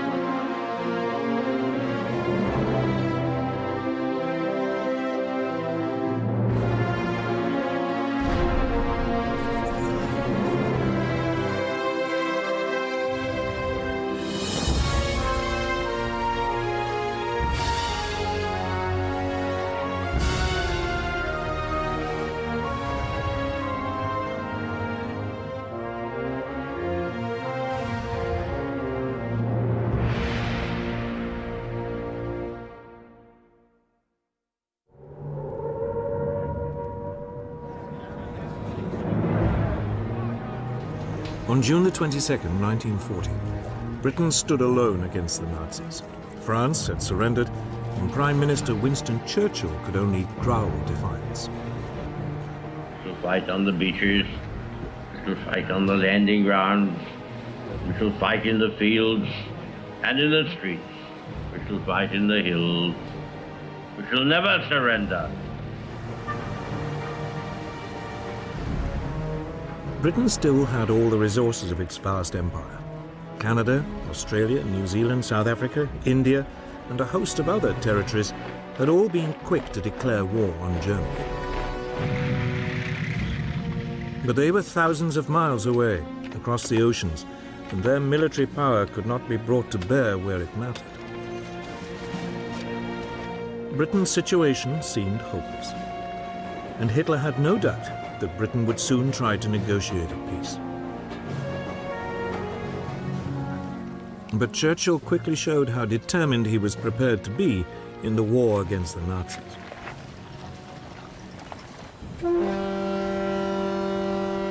A powerful squadron of 2 French battleships and 2 battle cruisers was lying in the port of Mers el Kebir in French North Africa. If the French ships fell into German hands, the British Navy's position in the Mediterranean would become impossible.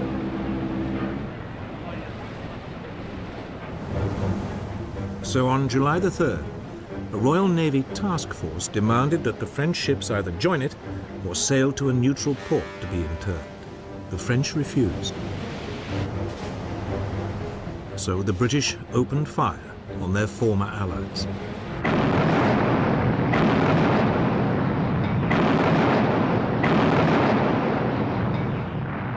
They destroyed or severely damaged 3 of the battleships. Almost 1,300 French sailors were killed. But Churchill's ruthlessness didn't seem to impress Hitler. On July the 19th, he returned in triumph to Berlin and was greeted by more than 1 million people. That day, he made a speech in the Reichstag, the German parliament, offering peace terms to Britain. His offer seemed generous. Britain could keep its empire. In return, Hitler wanted a free hand in Europe. His plan was to conquer the countries of the East in order to win Lebensraum, room to live, for the German people. But Churchill would have none of it. The British would fight on. This would, as he put it, be their finest hour.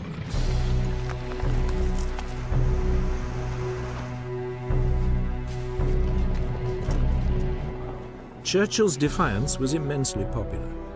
King George VI wrote in his diary, "Personally, I feel happier now that we have no more allies to be polite to and to pamper."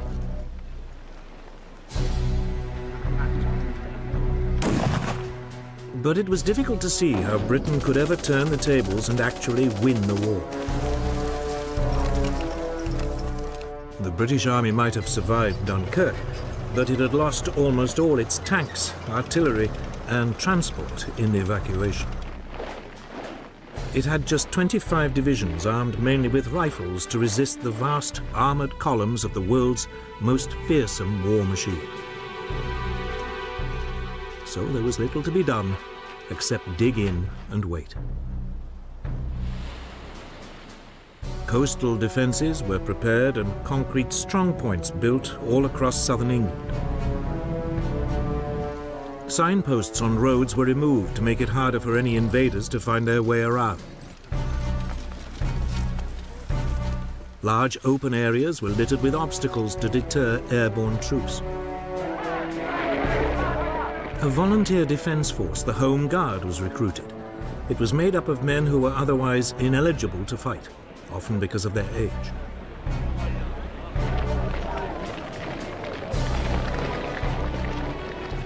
By the end of June 1940, almost 1.5 million volunteers had signed up. But there were few weapons with which to arm them. Hitler, meanwhile, was getting on with his invasion plans, codenamed Operation Sea Lion.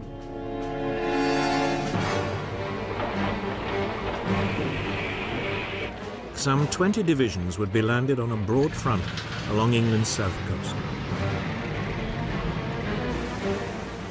Barges were gathered from all over northwest Europe. These were hurriedly converted into makeshift landing craft. Troops were trained for beach landings. But for all Hitler's bravado, those planning Sea Lion were worried.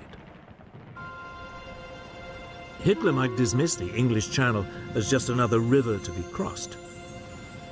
But Britain's navy was still the largest in the world. It might be stretched thin by its worldwide commitments, but the Royal Navy's home fleet far outnumbered the German Navy. The German naval chief, Admiral Erich Raeder, had no confidence that he could seize control of the English Channel for long enough to get the army across. But the Germans did have one area of apparent massive superiority. The Luftwaffe far outnumbered Britain's Royal Air Force.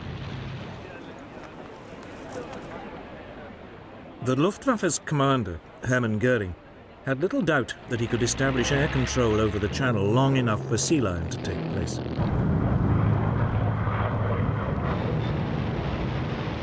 On July the 10th, the Luftwaffe began attacking shipping in the Channel.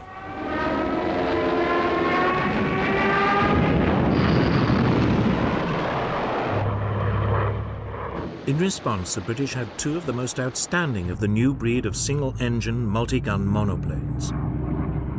The Supermarine Spitfire and the Hawker Hurricane. The Spitfire was slightly faster and more agile than its German rival, the the Messerschmitt Bf 109, which escorted the German bombers. It would be used to intercept these. The Hurricane would prove a lethal bomber kill. But in July 1940, Air Vice Marshal Hugh Dowding, the head of Fighter Command, had less than 700 fighters. Against them were 2,600 German fighters and bombers. The odds against the RAF were daunting. Dowding knew that he could not take on the Luftwaffe every time it came over the channel. So when the Germans began hitting British shipping, he did nothing.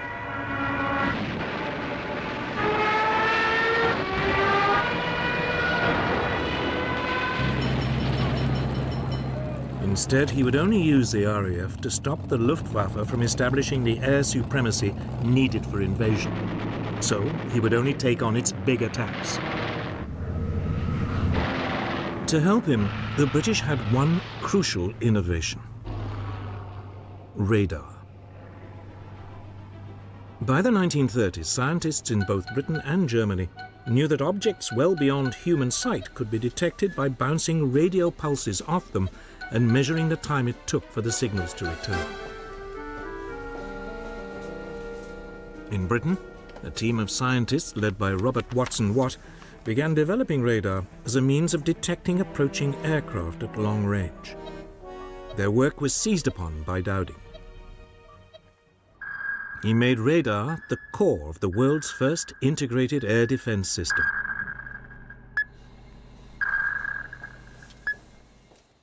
Known as Chain Home, this was a string of 21 300-foot-tall radar masts sited along the south and east coasts of Britain. These could pick up aircraft at a range of 120 miles and give their distance, direction, height, and numbers. The information would be passed back to RAF Fighter Command's headquarters at Bentley Priory, just outside London. There, it would be assessed and warning of an impending raid passed to Fighter Command's operations room. Moonshine 1-4, Sky Blue, take target 1, channel G George. Roger.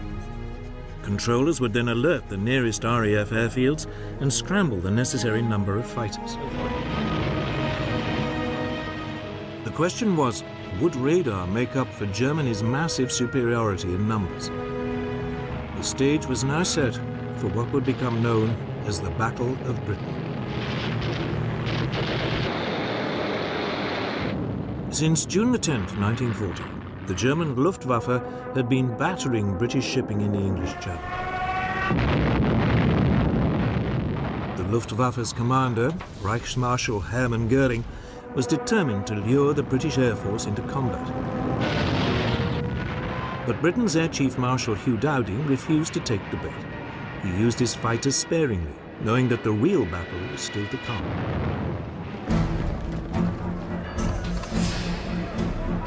As this first phase of the Battle of Britain began, the Luftwaffe had a massive superiority in numbers. It had 1,100 single-engine fighters available to the Royal Air Force's 700. Almost all the German fighters were the excellent Messerschmitt Bf 109E, with a top speed of around 350 miles an hour. About two-thirds of the British fighters were Hawker Hurricanes, slower than the 109s but more agile. The remainder were Supermarine Spitfires, with a top speed similar to the 109s.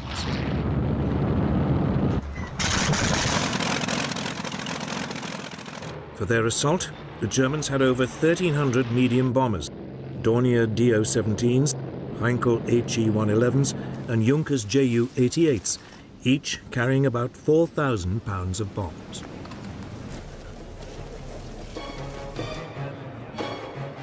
Göring selected August the 13th as Adlertag, Eagle Day, for the start of his main assault.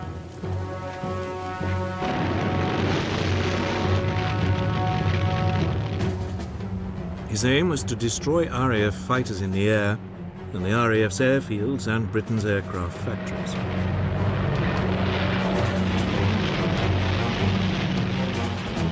Softening up attacks were made the day before. These concentrated on the airfields and the radar towers along the south coast.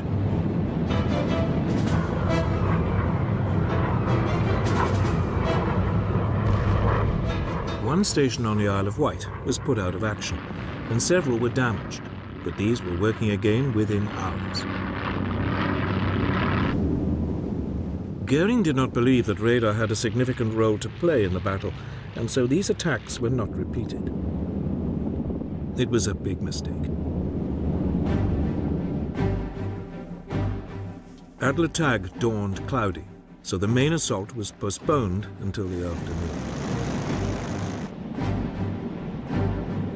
When it came, radar gave ample warning. Stormouth calling.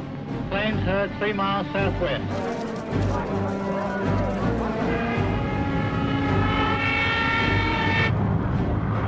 Nonetheless, most of the RAF airfields in the south were hammered.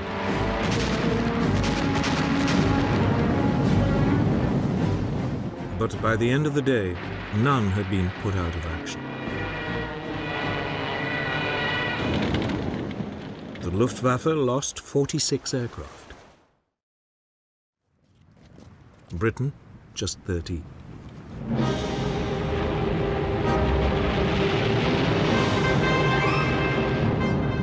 The Luftwaffe mounted its largest attack of the whole battle on August the 15th.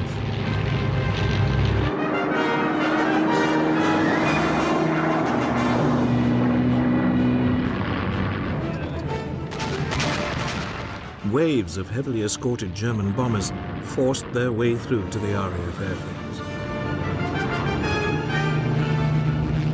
The RAF was so overstretched that some pilots flew 7 sorties that day. By the time the raids died away, some 90 German aircraft had been shot down for the loss of 42 British fighters.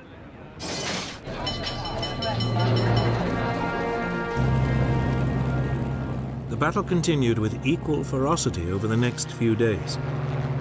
Both sides became increasingly exhausted. Dowding tried to rotate his pilots to rest them, but he simply did not have enough of them. Many were being sent into battle with just 10 hours flying experience.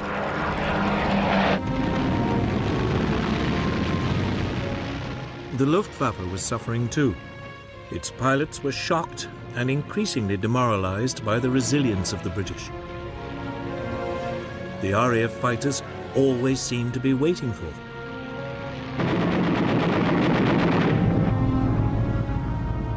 As the fighting wore on for 12 solid days, the British losses began to creep up to match those of the Germans. The Royal Air Force was close to breaking. To turn the screw, Goering began using his bombers to attack at night as well. But this decision had an unexpected outcome. On the night of August the 24th, a flight of Heinkel bombers lost its way and bombed the city of London.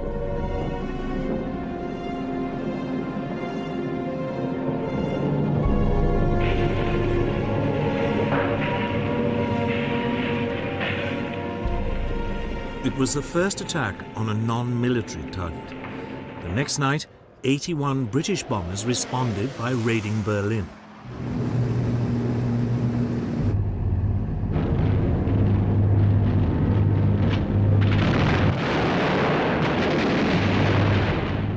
Hitler was infuriated and demanded massive retaliation.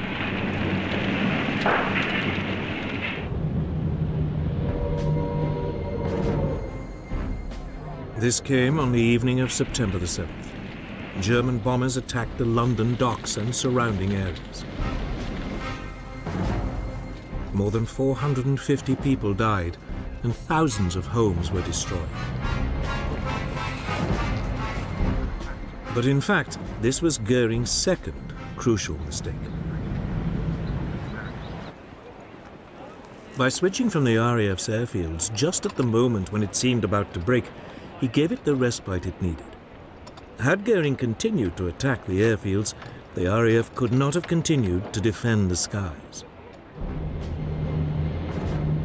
Instead, On September the 15th, British radars picked up another massive assault on London. The first wave of 100 bombers and 400 fighters was intercepted. Fighting raged all the way from the coast.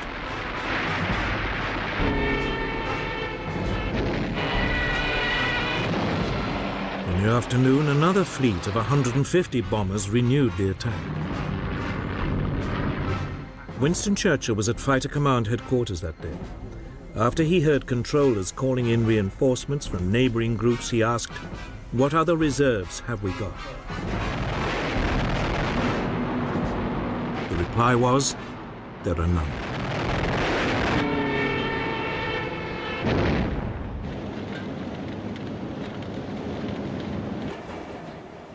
But it was obvious that the Luftwaffe had failed to gain control of the air. And on September the 17th, Hitler postponed Operation Sea Lion. The Battle of Britain did not really end, it died away. Hitler now tried a new tactic. By October the 5th, the daylight raids stopped, and the Germans concentrated on bombing Britain's cities by night. This was a so-called Blitz. London was attacked every night but one, up to November the 12th. On November the 10th, the centre of the city of Coventry was obliterated.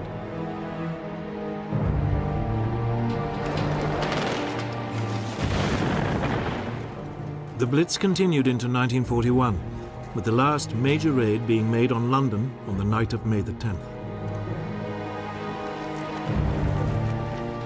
More than 50,000 civilians were killed in the Blitz, but there was never any question of Britain cracking.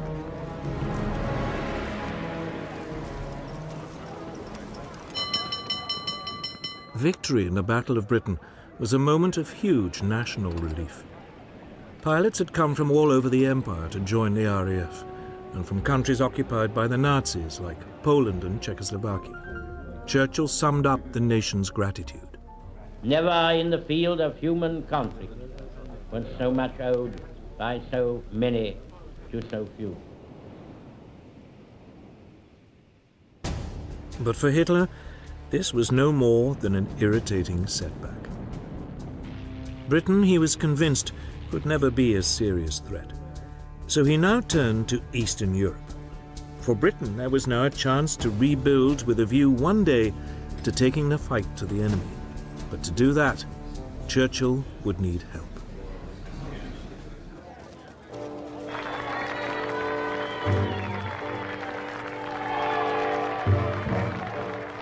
Britain may have won the Battle of Britain, but it was still immensely vulnerable.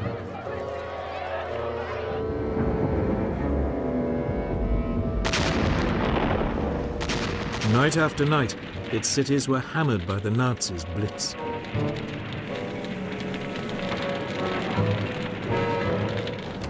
Its supply lifelines at sea were under constant assault. Churchill needed more help. And there was only one country that could provide it: the United States.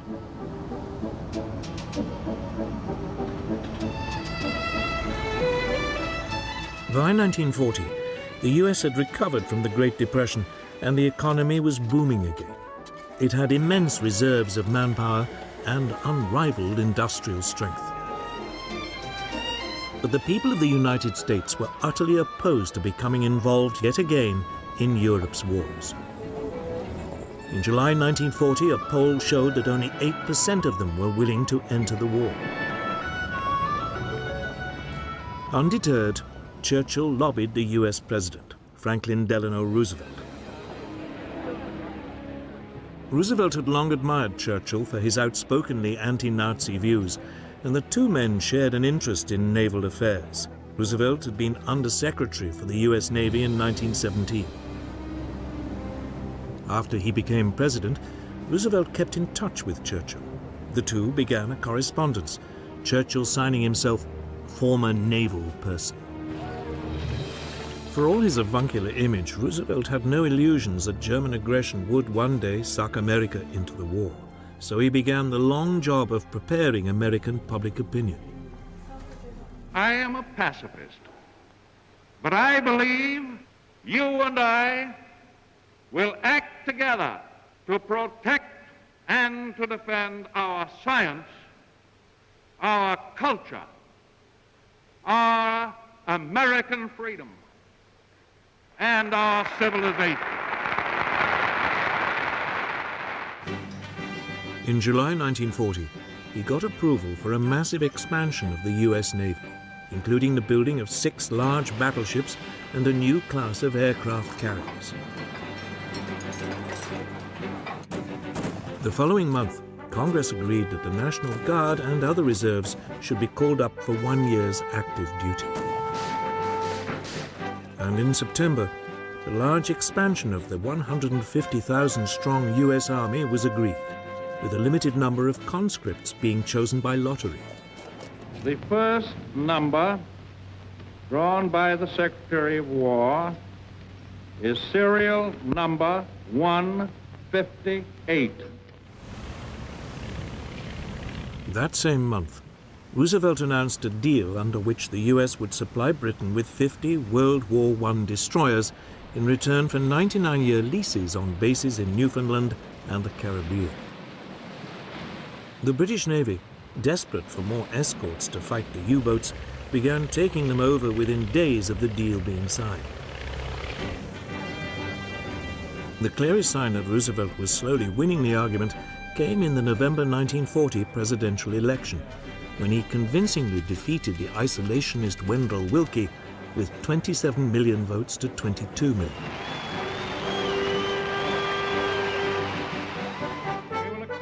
At the end of the year, Roosevelt spoke to the American people, setting out the 4 essential freedoms which he believed were at stake and which Britain was fighting to uphold: freedom of speech and religion, and freedom from want and from fear. To save these, the United States must become the arsenal of the democracies. In other words, it must arm Britain. We shall send you in ever-increasing numbers ships, planes, tanks, guns. That is our purpose and our pledge. But some Americans remained implacably opposed to helping Britain. One of the most outspoken was the American ambassador in London, Joseph Kennedy, father of the future president, John F. Kennedy. A Boston Irish businessman who had made his fortune booze smuggling during Prohibition, Kennedy hated the British and seized every opportunity to claim that they would shortly be forced to surrender.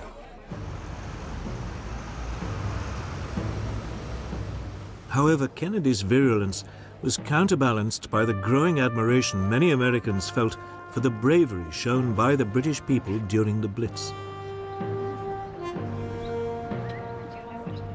In particular, the broadcasts by the CBS London correspondent Ed Murrow helped to change public opinion.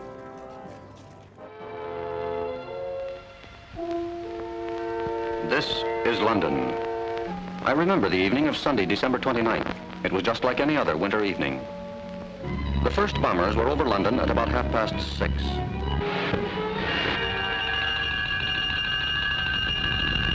Soon the fires hissed from the top-story windows.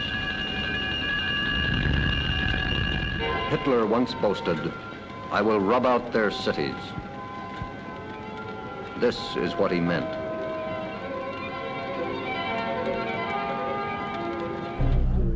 Encouraged by his electoral success, in January 1941, Roosevelt introduced his so-called Lend-Lease Bill.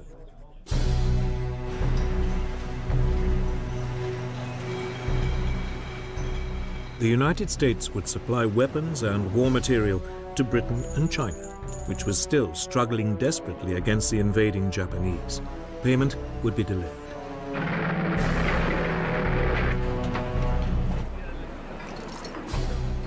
Roosevelt likened Lend-Lease to lending a neighbor a hose to put out a fire.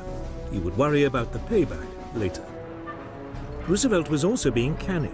It also meant that, unlike in 1917, if America had to enter the war, it already would have a substantial weapons industry. American war preparations didn't end there. Roosevelt secretly authorized US military staffs to discuss a common strategy with the British should America enter the war.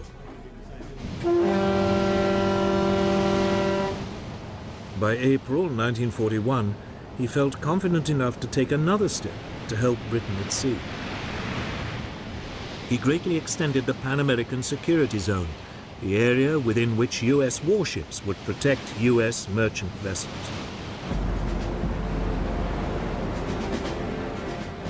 In May, US troops set up bases in Greenland, and in July, US Marines were sent to replace the British garrison in Iceland, which was there to deprive the Germans of its harbors.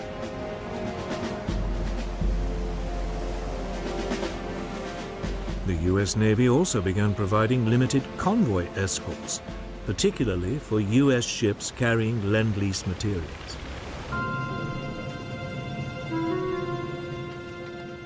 Hitler now gave his submariners strict instructions not to sink American ships, as he didn't want to provoke the United States into war.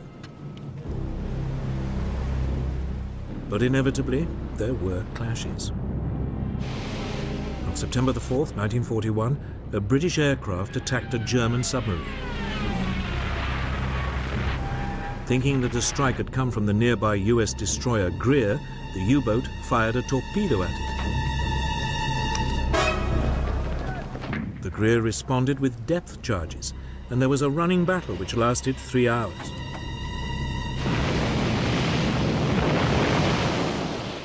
Neither vessel was sunk, but the tension was mounting. On November the 17th, the destroyer USS Kearney was hit by a torpedo while on convoy duty off Iceland.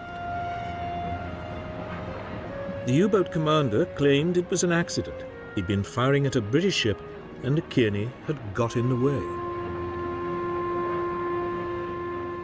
But 11 US sailors were dead, and the destroyer only just made it back to port in Reykjavik.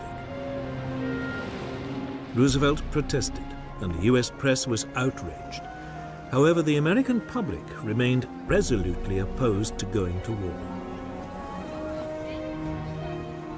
Within weeks, at the end of 1941, the situation was reversed in a single day.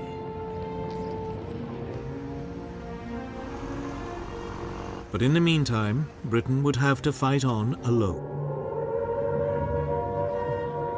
And luckily, it had an astonishing weapon to hand.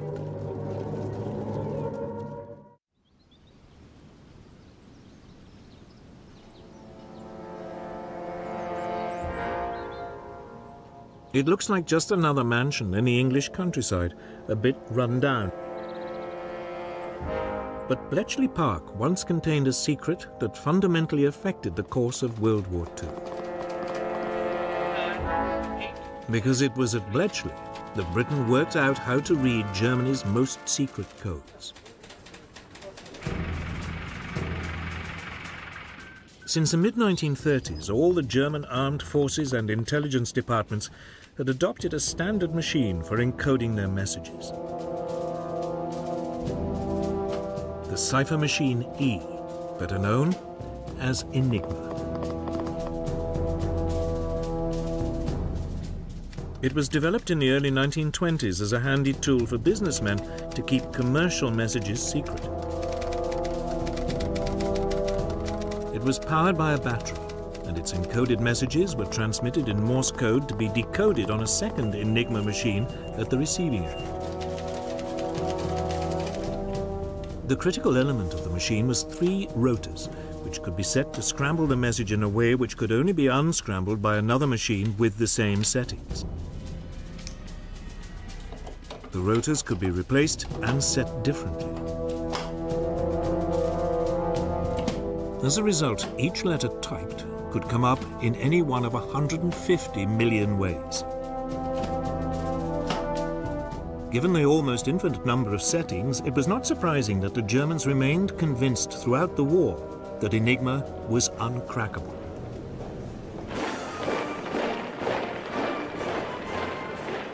It was the Poles who took the first steps in solving this baffling puzzle.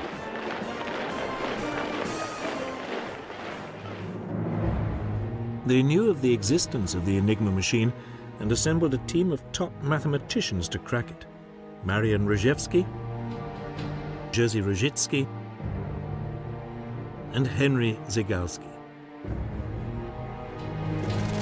But the team could not decipher messages without knowing the internal wiring of the rotors. The solution was supplied by French intelligence, which sent its Polish allies material gathered by a spy in the German army's cipher department. Amongst this was an Enigma manual. The Poles were able to reconstruct an Enigma machine and began laboriously decoding messages.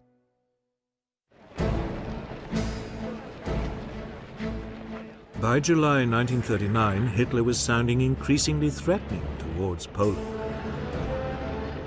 Britain and France had promised to come to its aid. It was clear that war was coming. So intelligence officers from the three allies met in Warsaw. There, the British and French were astonished at how much the Poles had done in decoding Enigma, and the Poles agreed to send 2 of their reconstructed machines to London. Just 2 weeks after they were handed over, Poland was invaded.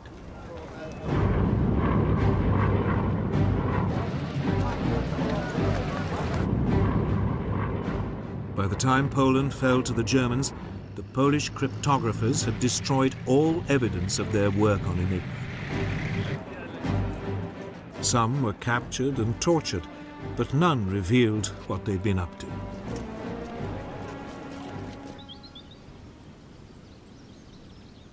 The task was now taken up by the British at their government code and cipher school at Bletchley Park near London. Its head was Commander Alistair Denniston. Denniston recruited a strange collection of mathematicians, chess masters, and crossword puzzle experts to continue the decoding.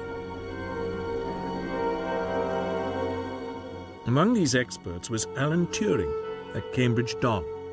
In 1936, Turing had described the idea of a universal computing machine, a machine that he believed would one day be able to solve all mathematical problems. He used his ideas to design decryption machines known as bronze goddesses. The raw material for Bletchley came from the British Y service, a chain of radio listening stations which monitored and recorded German transmissions. The messages were fed into Bletchley's bronze goddesses, and permutations ran until at last the key was found.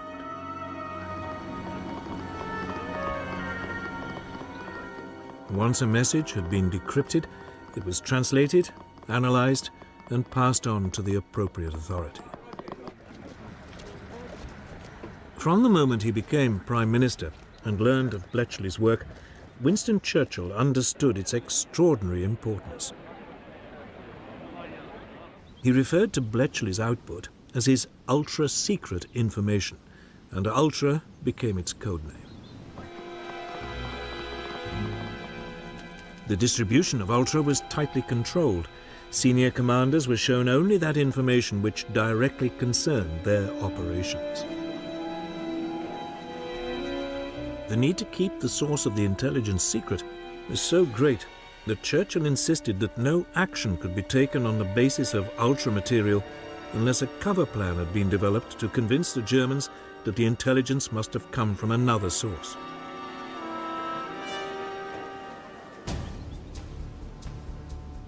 The third critical element of the Bletchley operation, after decoding and assessing the material, was keeping control of it.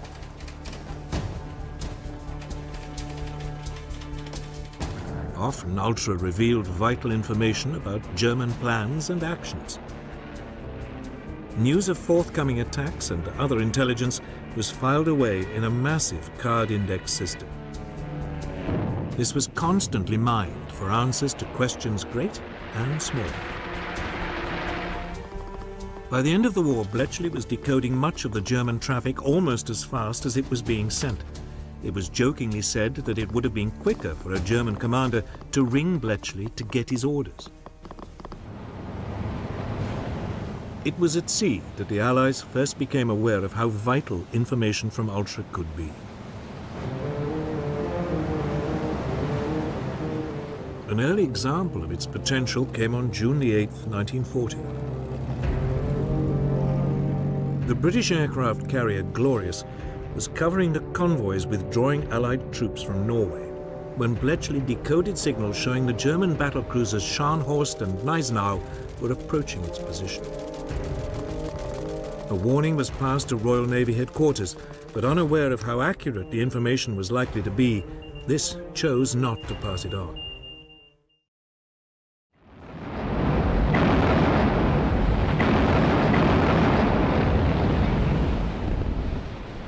The Glorious was intercepted and sunk. The British Navy had learned the hard way just how important the new source of intelligence could be. It was not a mistake it would make again.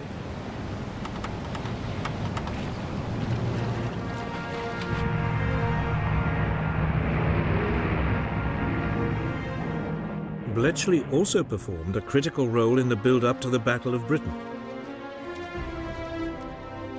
It had provided a clear picture of the Luftwaffe's order of battle and the overall strategy being adopted by its leader, Hermann Goering. This information convinced the head of British Fighter Command, Air Vice Marshal Hugh Dowding, that his tactic of committing his fighters bit by bit rather than in large numbers was the correct one, a tactic that played a crucial part in preserving the RAF's narrow winning margin.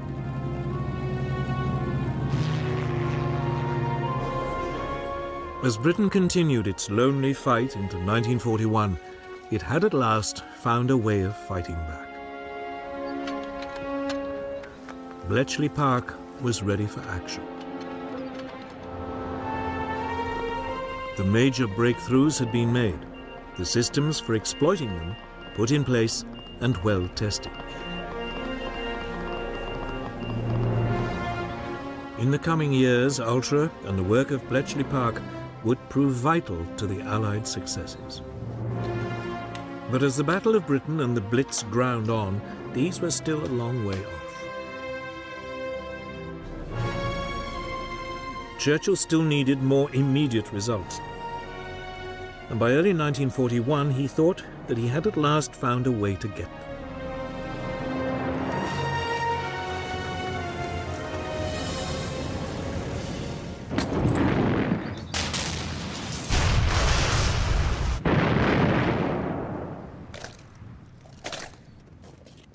Nazi Germany might now control most of Western Europe, but Britain's Prime Minister, Winston Churchill, now decided to take the war to the Germans. We shall not flinch from the supreme trial. All will come right out of the depths. Even before France had surrendered, he was looking for ways of striking back and of keeping resistance alive in the countries which had been overrun.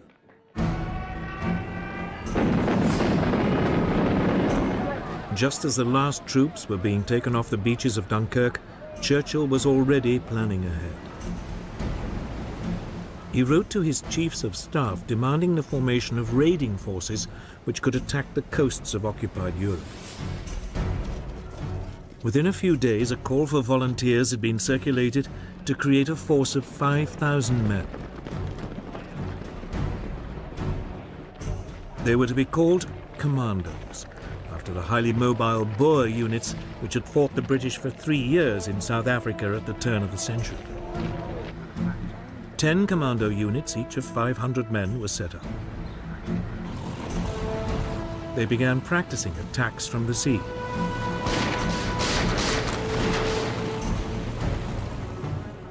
One unit was ordered to specialize in parachuting and using assault gliders. This soon became the basis of the separate parachute regiment.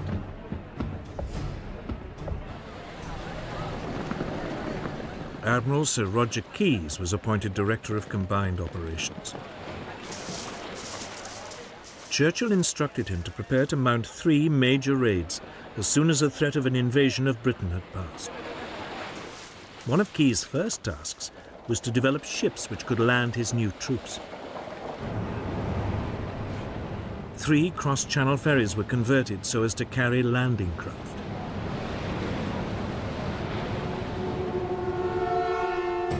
On March the 4th, 1941, 2 commando units and a demolition squad were landed on the Lofoten Islands off northern Norway. Their main objective was to destroy factories which converted fish oil into glycerine for explosives.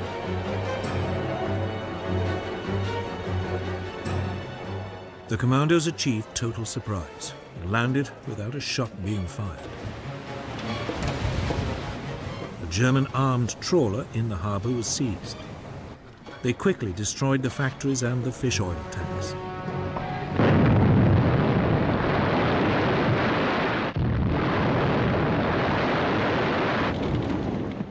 One officer could not resist using a local post office to send a telegram to A. Hitler, Berlin. It read, "Reference your last speech. I thought you said that wherever British troops land on the continent of Europe, German soldiers will face them. Well, where are they?" The commandos then rounded up 60 Norwegian collaborators and 225 German prisoners before returning without any losses. With them, they also took 115 Norwegian volunteers. These would then join the Free Norwegian Forces in Britain.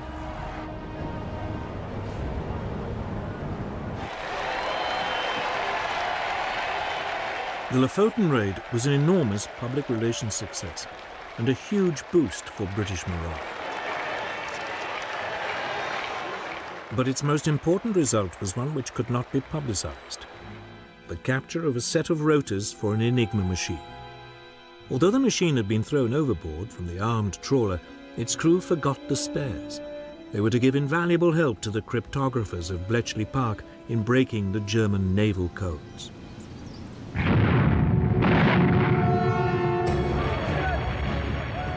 Then in December 1941, 4 commando units landed at the Norwegian port of Vagsø and were immediately involved in heavy fighting. The approach to Vagsø was covered by the small island of Malø, on which the Germans had placed artillery.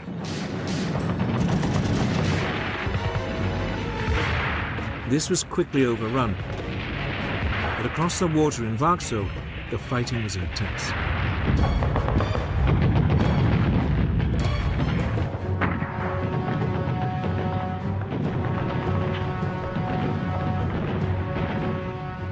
It took several hours for the main German garrison to be subdued.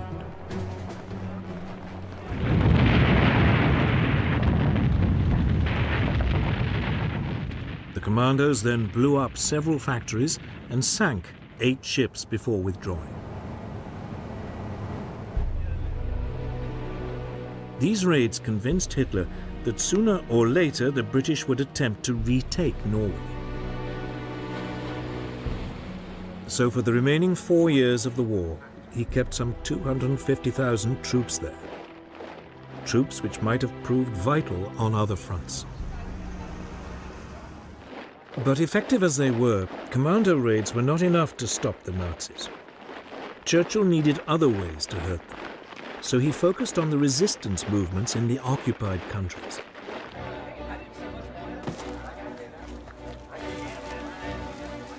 In July 1940, a Special Operations Executive, SOE, was formed, as Churchill put it, to set Europe ablaze. Its objectives were to encourage sabotage of the enemy war effort, gather intelligence, and prepare clandestine forces to disrupt German defenses.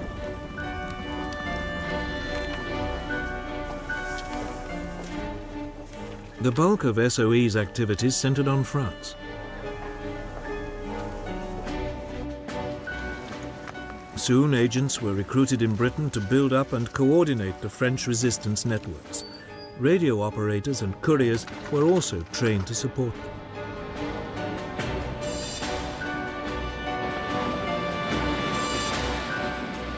One problem was how to get these teams into the country. Submarines, high-speed launches and fishing vessels were all tried out, but the German coastal defences proved difficult to penetrate. The answer was aircraft. And in August 1940, a special RAF unit was set up with Whitley bombers and short takeoff and landing Westland Lysanders.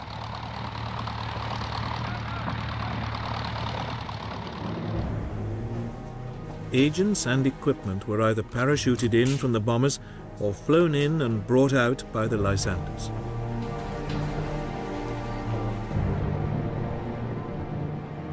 On moonlit nights, a growing number of reception committees would be waiting as an increasingly widespread network of resistance groups was built up.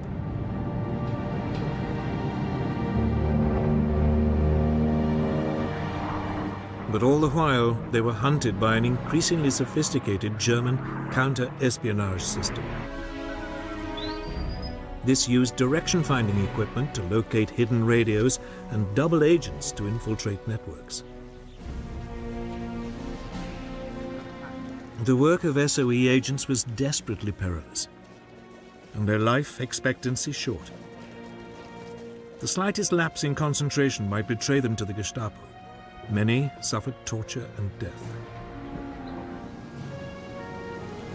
But Churchill was sure it was worth it. Keeping resistance alive in the occupied countries gave hope to millions that liberation would eventually come.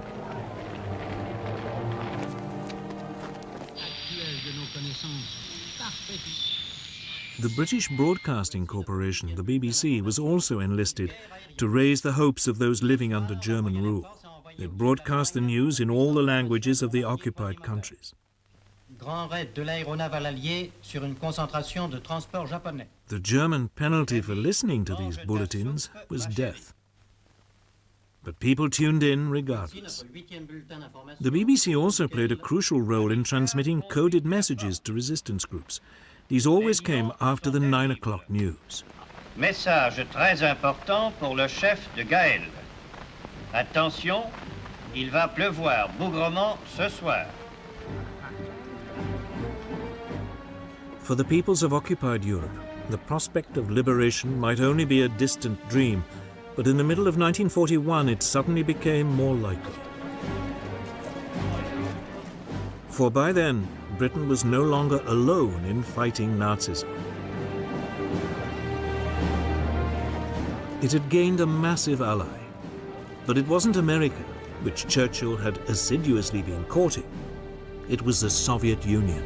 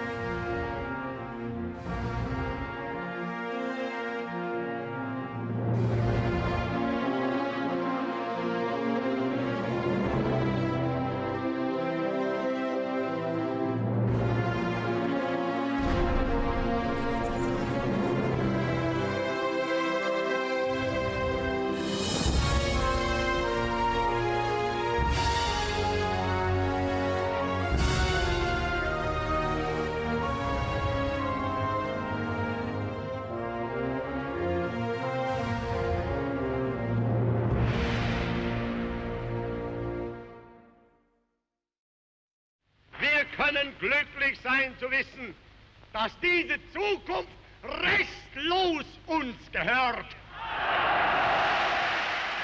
Adolf Hitler had never disguised his belief that the Soviet Union would be his regime's ultimate enemy. Der sich als Träger seines besten Blutes fühlen und dieses wissend zur Führung der Nation. He hated communism and saw the vast open spaces and abundant natural resources of Soviet Russia as the prize which would finally enable the German people to become the master race.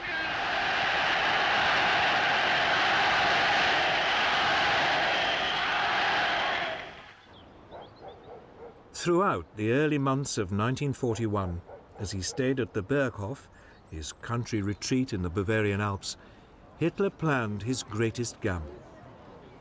Operation Barbarossa, the assault on the Soviet Union.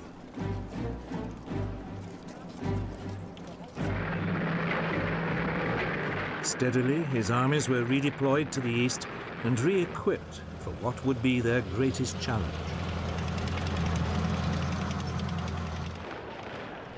In theory, Stalin's Soviet Union was still Hitler's ally, and Stalin was keen to keep it that way, for his country was woefully unprepared for war.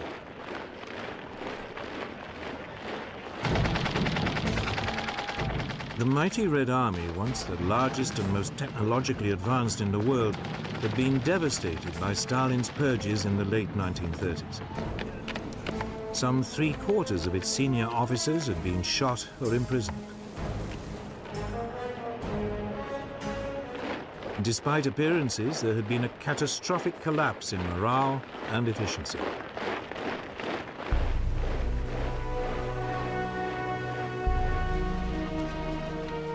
As German soldiers now flooded into neighboring Poland, Stalin, desperate to maintain the peace, gave orders that nothing should be done to offend Hitler.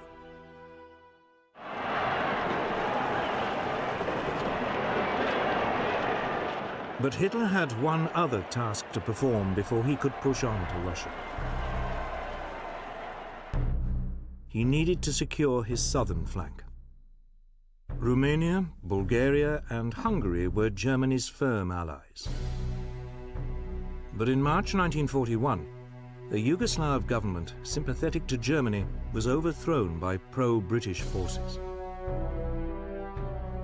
Its next-door neighbor, Greece, was also pro-British.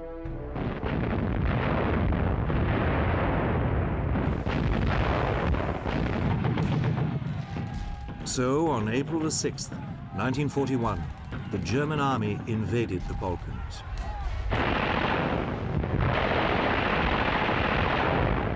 "33 German divisions moved into Yugoslavia. They swiftly tore its defenses apart. The capital, Belgrade, surrendered on April the 12th.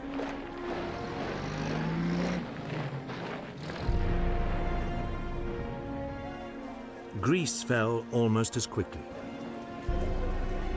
Despite British help, Athens was captured in less than 3 weeks.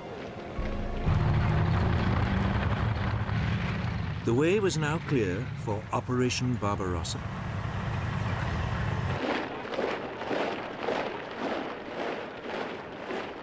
Over 4 million men were to be deployed. They were supported by more than 3,000 aircraft.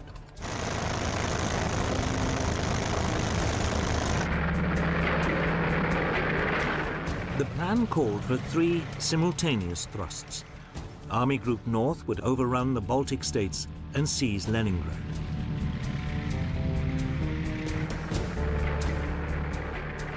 Army Group Center was to advance to Moscow.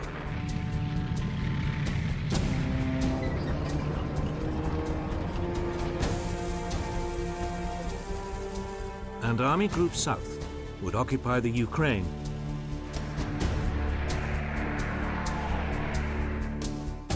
Hitler's generals went silent when he showed them the plan.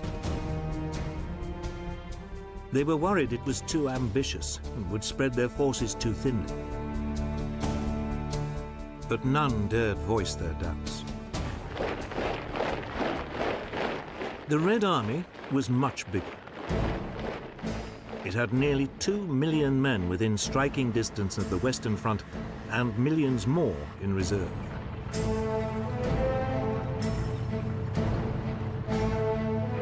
The Russians also had more than 20,000 tanks, far outnumbering Germany's 6,000. They were older and less powerful, but they were still a formidable fighting force.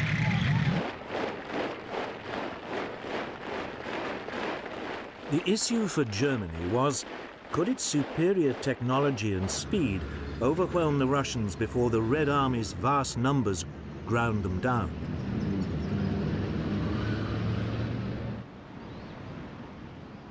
Operation Barbarossa began at 3:15 a.m. on June the 22nd, 1941.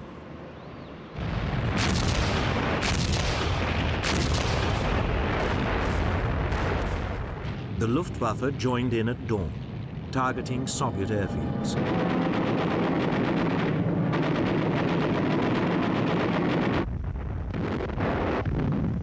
Simultaneously, the ground attack began.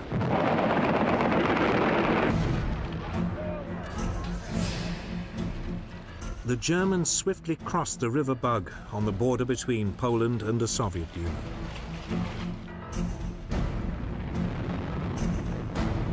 Hitler's panzers were soon thrusting deep into Soviet territory.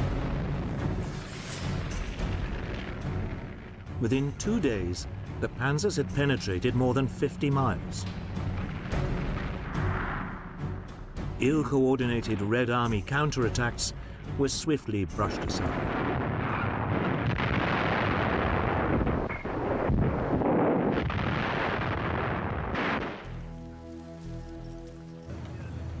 Tens of thousands of Soviet prisoners were rounded up.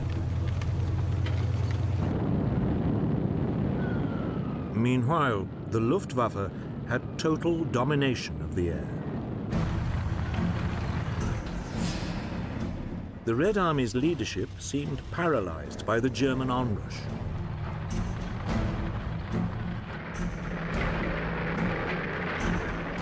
On June the 29th, 7 days after the start of the assault, 2 panzer thrusts met up near Minsk, surrounding huge pockets of Soviet troops.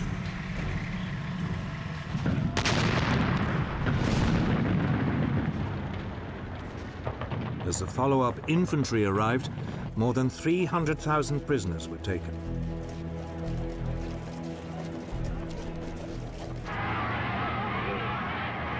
Often the Germans found themselves welcomed as liberators, particularly in the Ukraine, where anti-Russian feeling was widespread.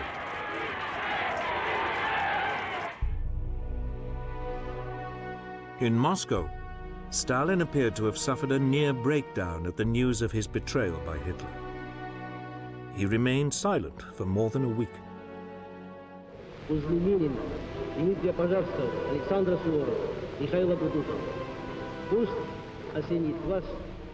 Not until July the 3rd did he appeal to his people's patriotism to save the motherland.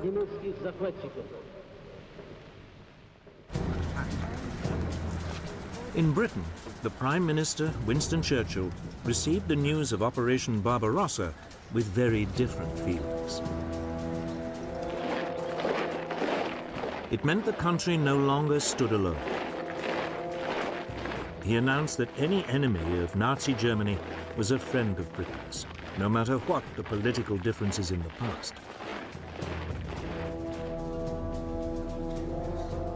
He then sent a mission to Moscow to sign a treaty of mutual assistance with Soviet Foreign Minister Vyacheslav Molotov. But apart from sending aid by sea, there was little Britain could do immediately to help the Soviet Union.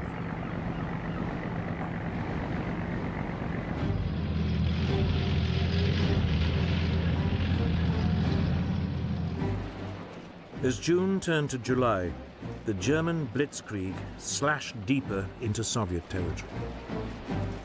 It was beginning to look as if nothing could stop Hitler, but he was about to make his first major strategic blunder.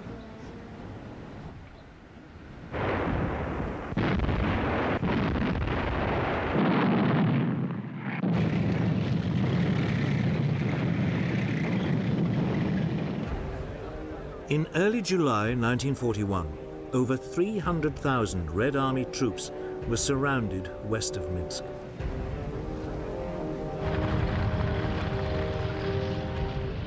Hitler's panzer commanders, in particular General Heinz Guderian, begged to be allowed to race on.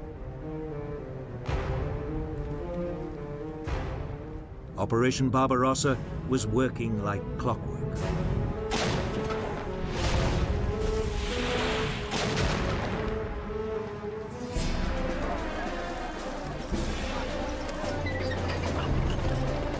Within a week, the panzers were at Smolensk, deep inside Russia, and only a couple of 100 miles from Moscow. On July the 22nd, a panzer pincer movement met to the east of Smolensk, trapping another 310,000 Soviet troops.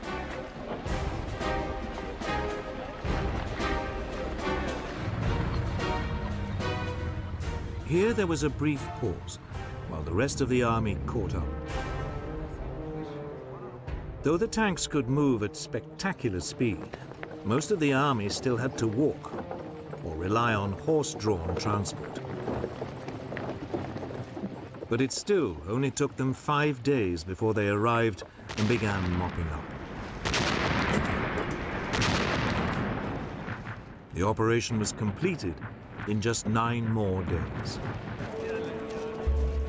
Vast columns of Soviet prisoners began trudging west to captivity.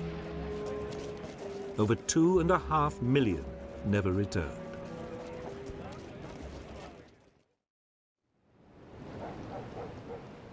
Moscow was now only 200 miles away, and the road lay open. It seemed certain it would fall by the end of the summer, as planned.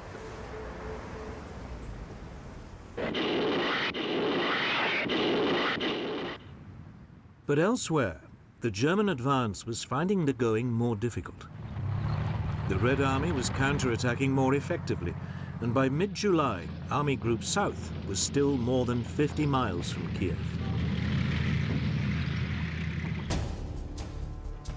Hitler decided Guderian's panzers should delay their advance on Moscow and swing south to Kiev to provide help. Guderian objected strongly, but Hitler was adamant. There should be no further advance on Moscow until Kiev had fallen. It would turn out to be a fateful decision. There were already worrying signs the Red Army was not going to be the pushover Hitler had been expecting. Soviet manpower seemed endless. More than 16 million troops were now mobilized. And the Red Army now had some formidable new weapons.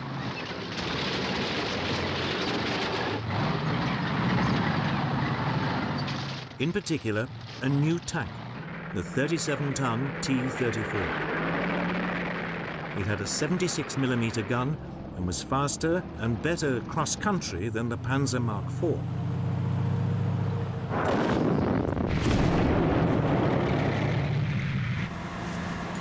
Yet, as the Blitzkrieg continued, it was easy to miss the warning signs. Guderian's Panzer Group began its thrust south on August the 23rd, 1941. The panzers of Army Group South struck north 3 weeks later. The pincers met east of Kiev on September the 16th.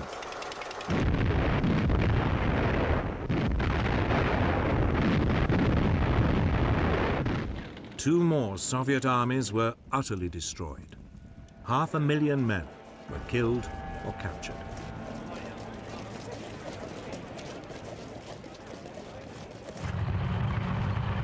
On the same day, more than 1,000 miles to the north, Army Group North surrounded the city of Leningrad, today's St. Petersburg. It was immediately cut off from the rest of the Soviet Union.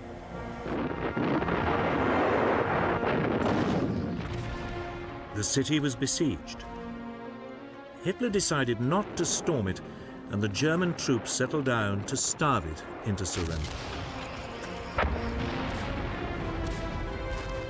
Conditions in the city became dire. The only link to the rest of the Soviet Union was across Lake Ladoga to the east, but only a small amount of food could come in by water. Starvation set in. Over 11,000 people died in November.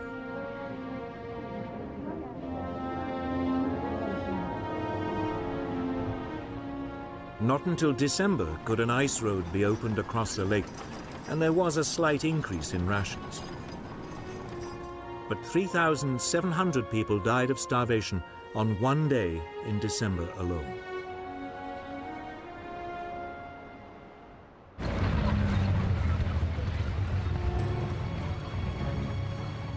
Meanwhile, Army Group Center now prepared for the final assault on Moscow. Guderian's panzers had rejoined it to lead the Blitzkrieg. The Germans had a 2-to-1 superiority in tanks and men at the front, and 3-to-1 in aircraft.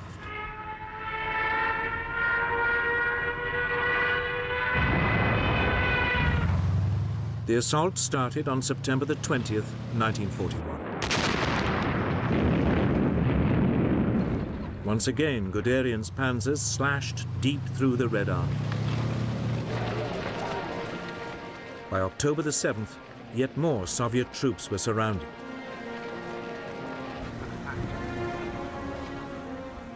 But Stalin was determined to defend Moscow to the last. He appointed Marshal Georgy Zhukov to organize the defense of the city.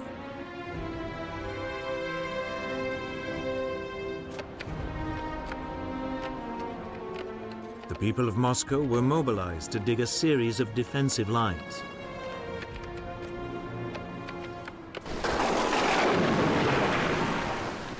But the real obstacle to German advance would be the weather. On October the 8th, heavy rains set in.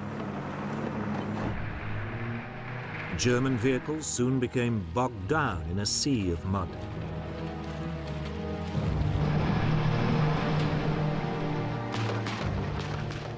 By late October, appalling weather and an increasingly stubborn Soviet resistance meant Army Group Center was still some 50 miles short of Moscow. Hitler was finally paying the price for his decision earlier in the year to delay his advance on Moscow.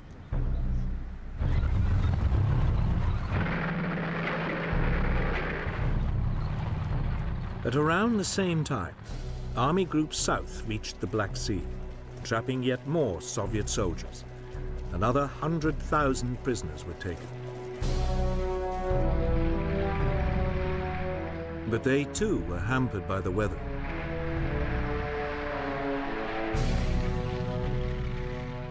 Even so, the city of Kharkov was captured on October the 24th, 1941. But the weather was now starting to freeze. The German forces, confident the campaign would be over by the summer, were caught unprepared. With no winter clothing, they now suffered terribly.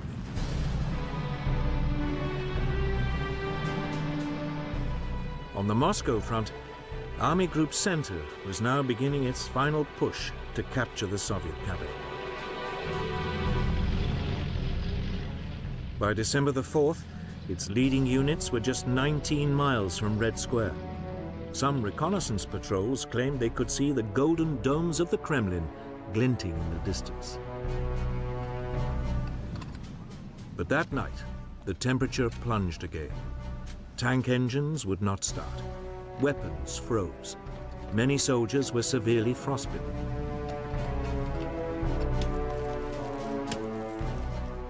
On December the 5th, the Germans halted the attack. Winter had come to the rescue of the Red Army. But the Germans were confident that come the spring, they could finish the job.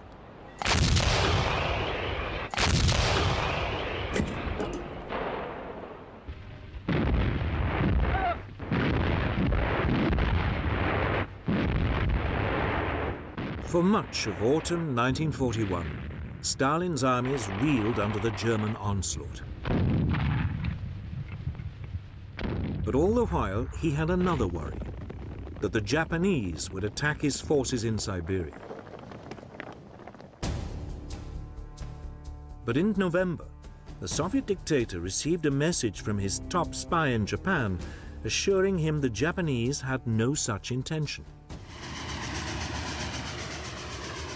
Immediately, more than 30 divisions began moving west along the Trans-Siberian Railway to Moscow.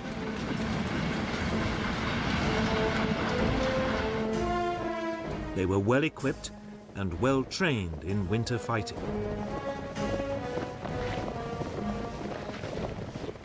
By early December, more than 500,000 extra men were in position near the capital.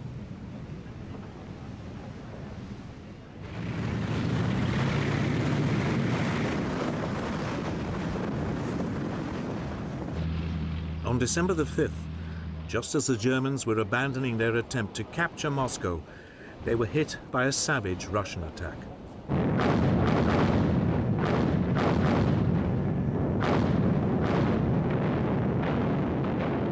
First came a massive Soviet artillery barrage. Then swarms of Soviet T-34s crashed through the German defenses. Stunned by the savagery of the attack by an enemy they had assumed was on the ropes, the Germans fell back.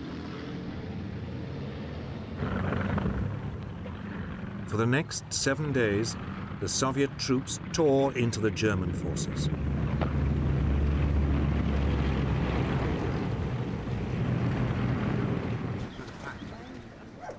For Hitler, who had only reluctantly agreed to halt the attack on Moscow, it was a terrible blow.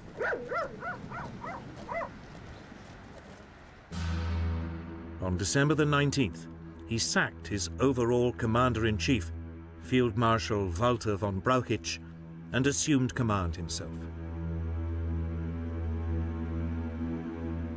Heinz Guderian was also sacked, along with 35 other senior officers.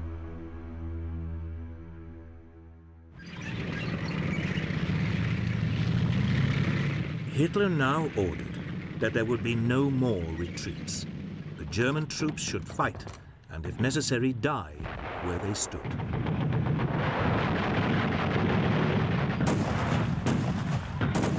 It worked. The German line gradually steadied. But Stalin, elated by the Red Army's success, now demanded a massive advance across the whole front. Marshal Zhukov, one of Stalin's most trusted commanders, tried to dissuade him, but Stalin was determined.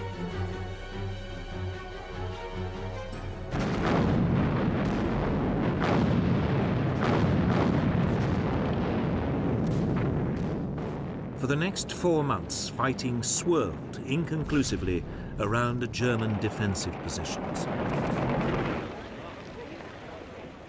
For Hitler, this was a very uncomfortable situation. He was used to, and expected, quick results. Now he was dangerously bogged down in the Soviet Union and facing an enemy that never seemed to give up.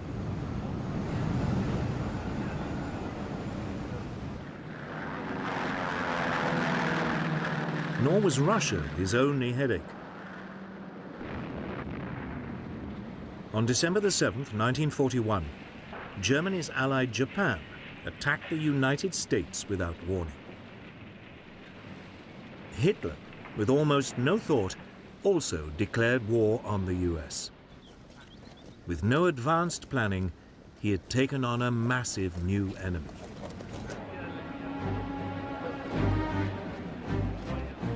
As 1941 became 1942, Hitler remained determined to go on the offensive again in Russia. But he needed a new strategy. The original plan of fighting across the whole front was no longer tenable.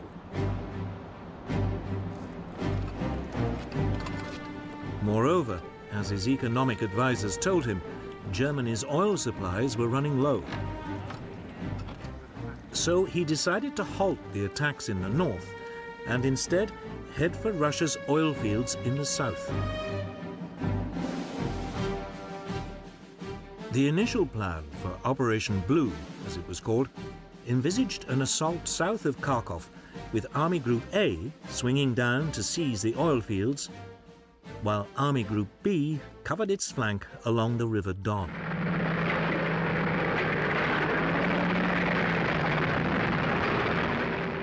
Straight away, there was a brutal encounter with Soviet forces trying to retake Kharkov.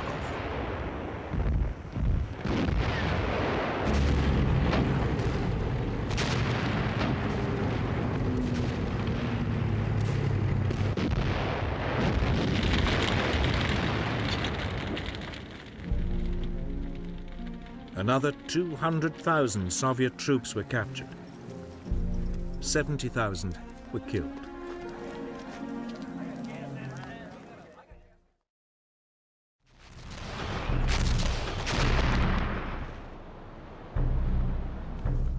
As part of the same operation, the Germans tightened their siege of the port of Sebastopol in the Crimea.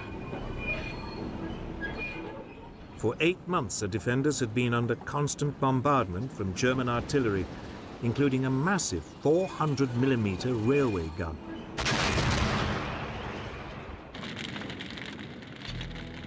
In late June 1942, Sebastopol finally fell to the Germans. It was now safe to head for the oil fields.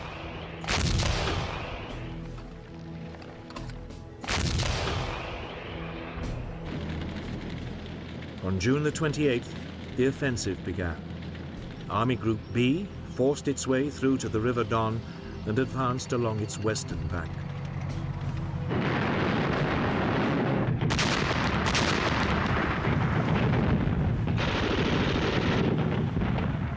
Army Group A faced stronger resistance.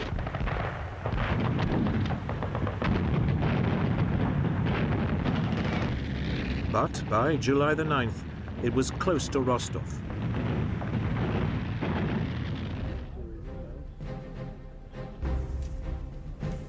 Hitler now made a series of what would turn out to be serious strategic blunders.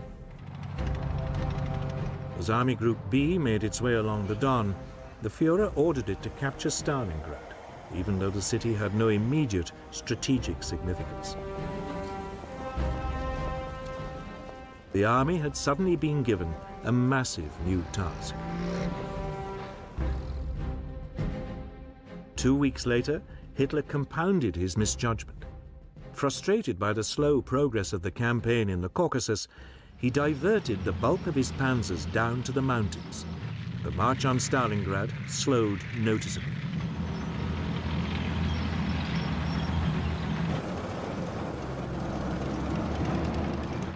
The reinforced Army Group A now raced across the Caucasus to within 70 miles of the Caspian, threatening to cut off all the Soviet armies in the area.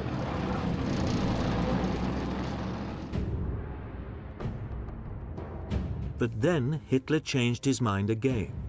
Enraged by Army Group B's slow progress to Stalingrad, he now ordered the panzers back up north. On August the 9th, Army Group A seized the first of the southern oil fields at Maikop. It found them comprehensively trashed.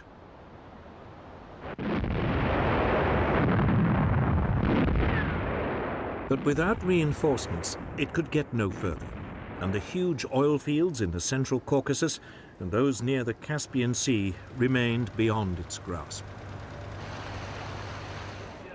But by now, Hitler's attention had shifted again. In late August, German forces were within striking distance of Stalingrad.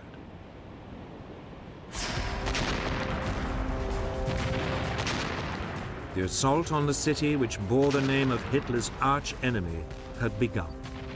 It would be one of the most crucial battles of World War II.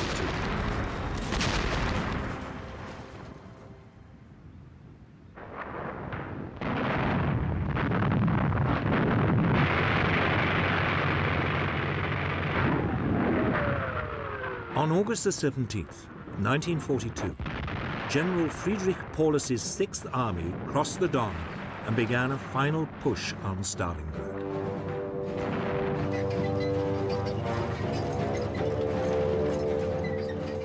Six days later, one panzer thrust had reached the Volga River just north of the city, and German forces were fighting in the outer suburbs.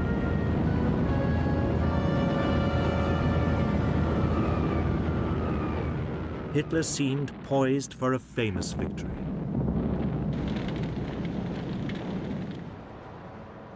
Stalingrad was an important industrial center. It straggled for more than 12 miles along the west bank of the river. Its factories produced over a quarter of the Soviet Union's tractors and trucks, as well as tanks and guns. The Russian people had turned it into a formidable fortress. They had been helped by Hitler's decision to send Army Group B's panzers to the south. This had given them another 2 weeks to prepare.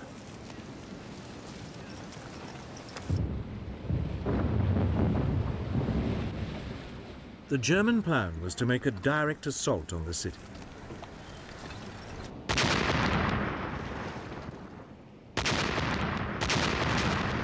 Now began one of the most prolonged and intense battles of World War II.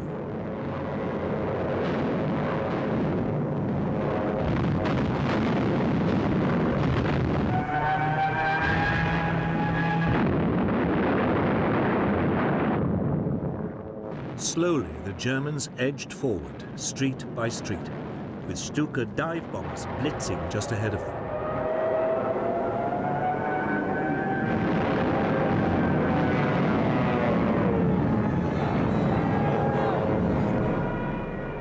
The fighting was savage, house to house, room by room.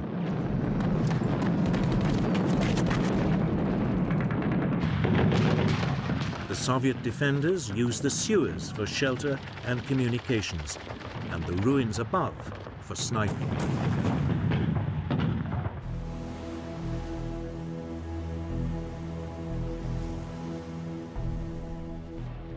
Russian reinforcements had to be brought across the river.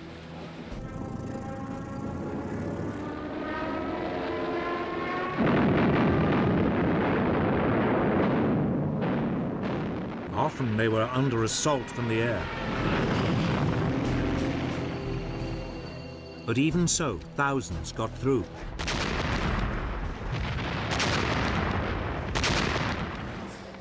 By late September, the Germans had pushed their way through most of the city, almost to the Volga. For Hitler, the capture of Stalingrad was now an obsession.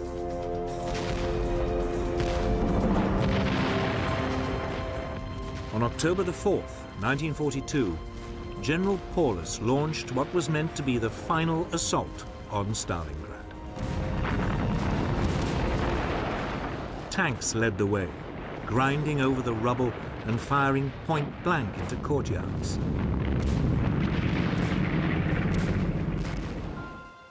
One German officer said, "The advance is measured in corpses, not meters." German victory seemed certain, but in fact, the Germans were dangerously overextended. By mid-November, the Soviet army was bringing in reinforcements. More than 1 million troops, 13,500 guns, 900 tanks, and over 1,000 aircraft were secretly moved to the battle zone.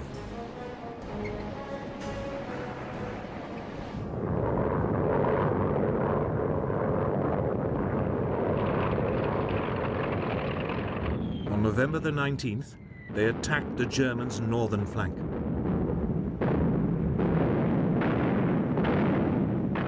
After a massive artillery barrage, the T-34s and assault infantry burst through the German positions.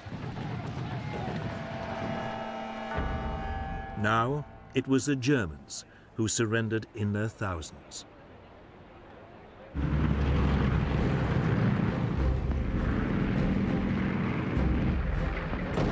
The next day, a Soviet assault in the south was equally successful. And on November the 23rd, these pincer movements met west of Stalingrad, cutting off the German 6th Army. General Paulus, in charge of the German forces, could have broken out, but Hitler ordered him to stand and fight. The Führer had been assured by the Luftwaffe that sufficient supplies could be airlifted into Stalingrad.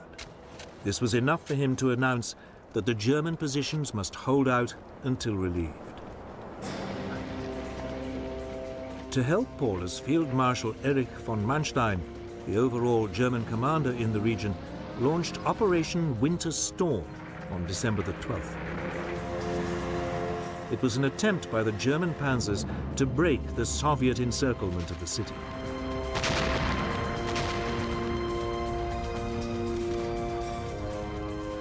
For 2 days it went well, but then Red Army resistance increased.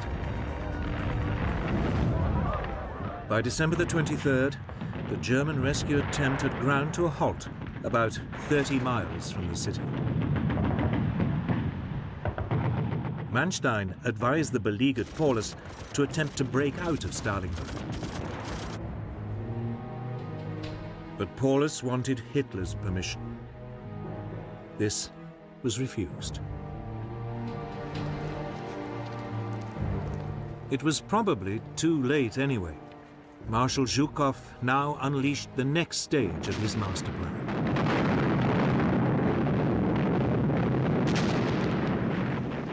It was a massive assault on the Panzer Relief Operation.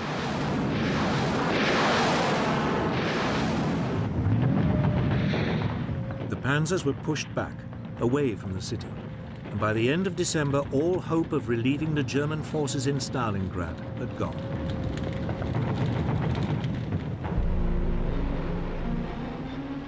Worse still, plans to airlift aid into the city were a fiasco. The German troops needed 700 tons of supplies a day to survive. They never received more than 80.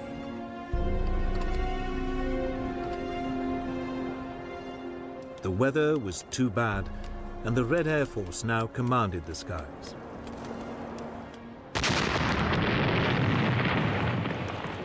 Steadily, the Soviet troops squeezed in on the encircled Germans.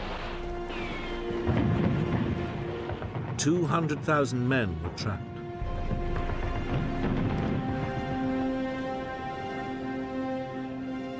On January the 8th, the Soviets called on the Germans to surrender. They refused.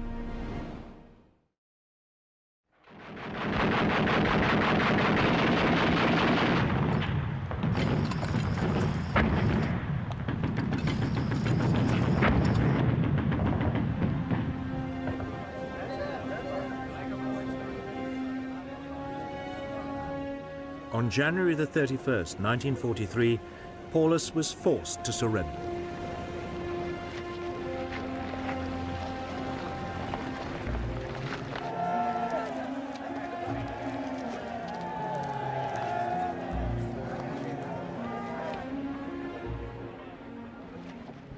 Over 100,000 men stumbled off into captivity.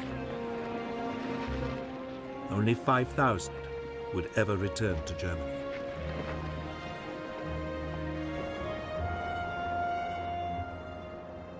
Stalingrad had been a bloody battle. The Germans had been savaged. They had lost some 300,000 of their men and at least as many of their allies.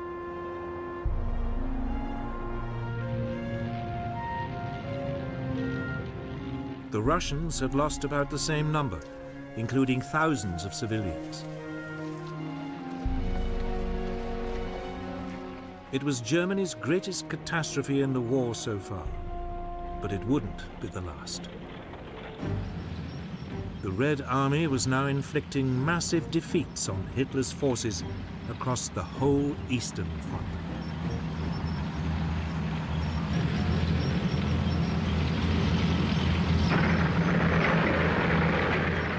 Stalingrad had been a great triumph for the Soviet army. Now its operational commander, Marshal Zhukov, set his sights on Germany's Army Group A, still camped in the Caucasus. Soviet troops thrust their way west of Stalingrad, and by early December 1942 were within 120 miles of Rostov. there was a real possibility all the German forces in the south would be cut off. With little choice, Hitler reluctantly gave Army Group A permission to fall back.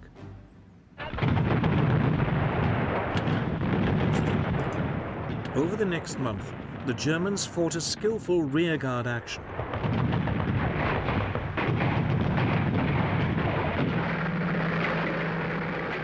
Hundreds of thousands of troops withdrew. Then, on January the 12th, 1943, Zhukov launched an all-out assault.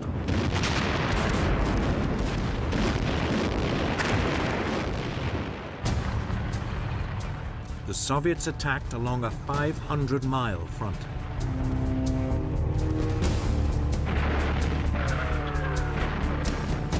Outnumbered 7-1, von Manstein, the overall commander of German forces in the region, fought a brilliant mobile retreat.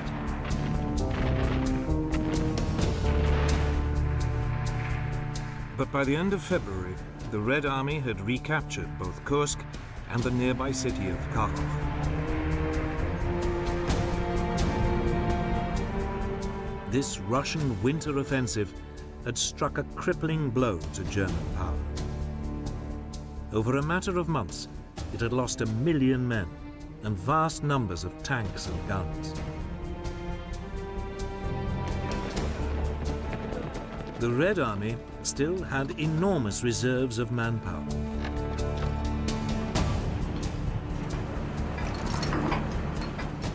It was also benefiting from a huge increase in weapons production and aid from the United States and Britain. The Germans also no longer had the technological upper hand. The T-34 tank was more than a match for the Panzer Mark IV. And they also had the terrifying Katyusha multiple rocket system, which shattered German troops.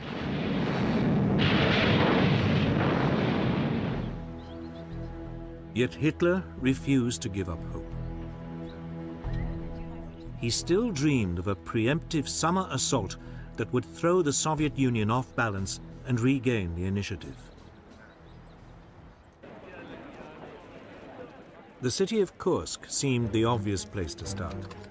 Here, the Soviet assault had pushed a bulge deep into the German lines. It looked temptingly exposed. Hitler decided it should be cut off and annihilated. He also had an ace up his sleeve. The German counterattack would be led by a new generation of German tanks, specially designed to combat the formidable Russian T-34. The massive but slow 55-ton Tiger had a lethal 88mm gun, and its frontal armor made it almost impervious to Soviet tank darts.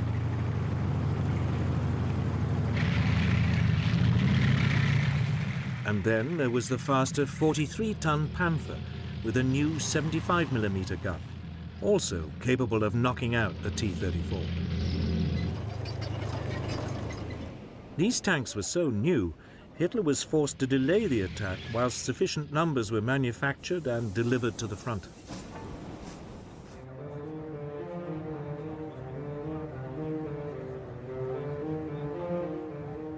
But even as the German forces began to assemble, the Soviet commander, Marshal Zhukov, guessed what was about to happen. Soon afterwards, he received information from a Soviet spy ring inside the German High Command, confirming the site of the attack. Zhukov ordered the construction of a series of defensive lines with anti-tank ditches, minefields, and deep belts of barbed wire.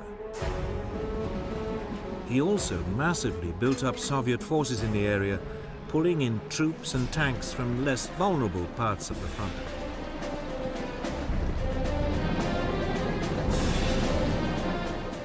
By the eve of the assault on Kursk, the Germans were hugely outnumbered by Soviet defenders, who also knew exactly when the Germans would attack.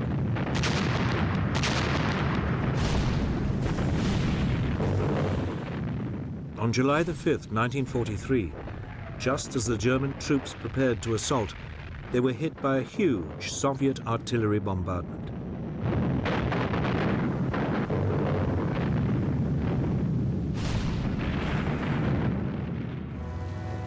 Even so, the next morning, the panzers still rolled forward.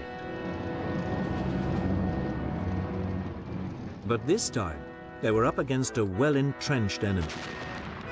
There was no realistic chance of a lightning Blitzkrieg breakthrough.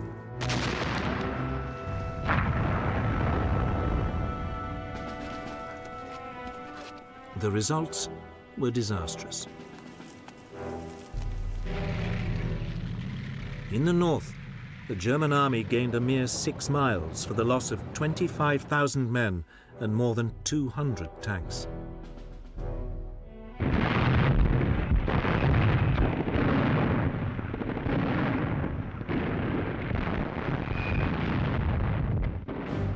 In the south, the Germans fared a little better.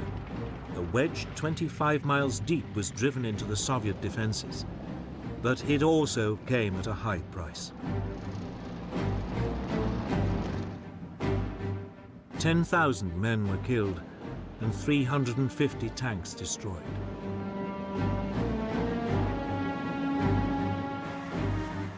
But for a brief moment, it looked as if a German breakthrough might be possible.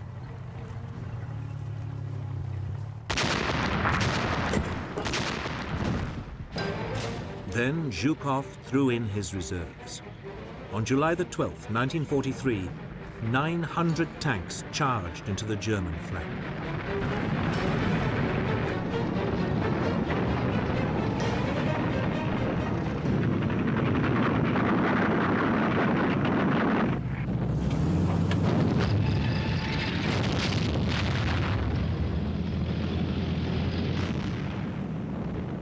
Almost 2,000 tanks now engaged in what was the largest armored battle of World War II.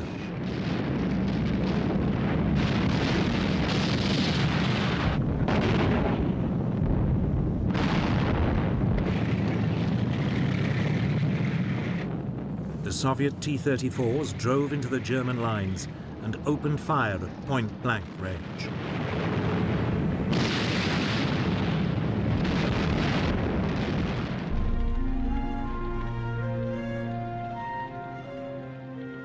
After a single day of brutal combat, the Germans had lost a further 350 tanks and were retreating.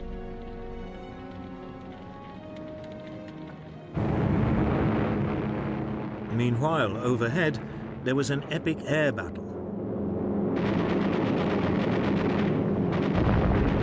Eventually, the Soviet Air Force established supremacy over the Luftwaffe.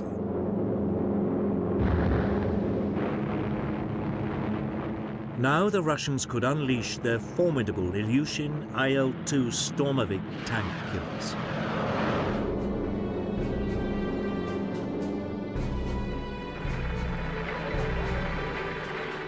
By July the 23rd, the Germans had lost any ground they had gained, and with it, the cream of their army.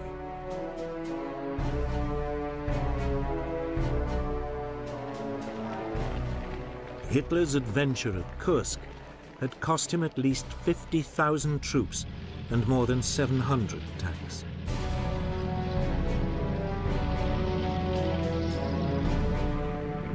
Never again would the Germans launch a major offensive on the Eastern Front.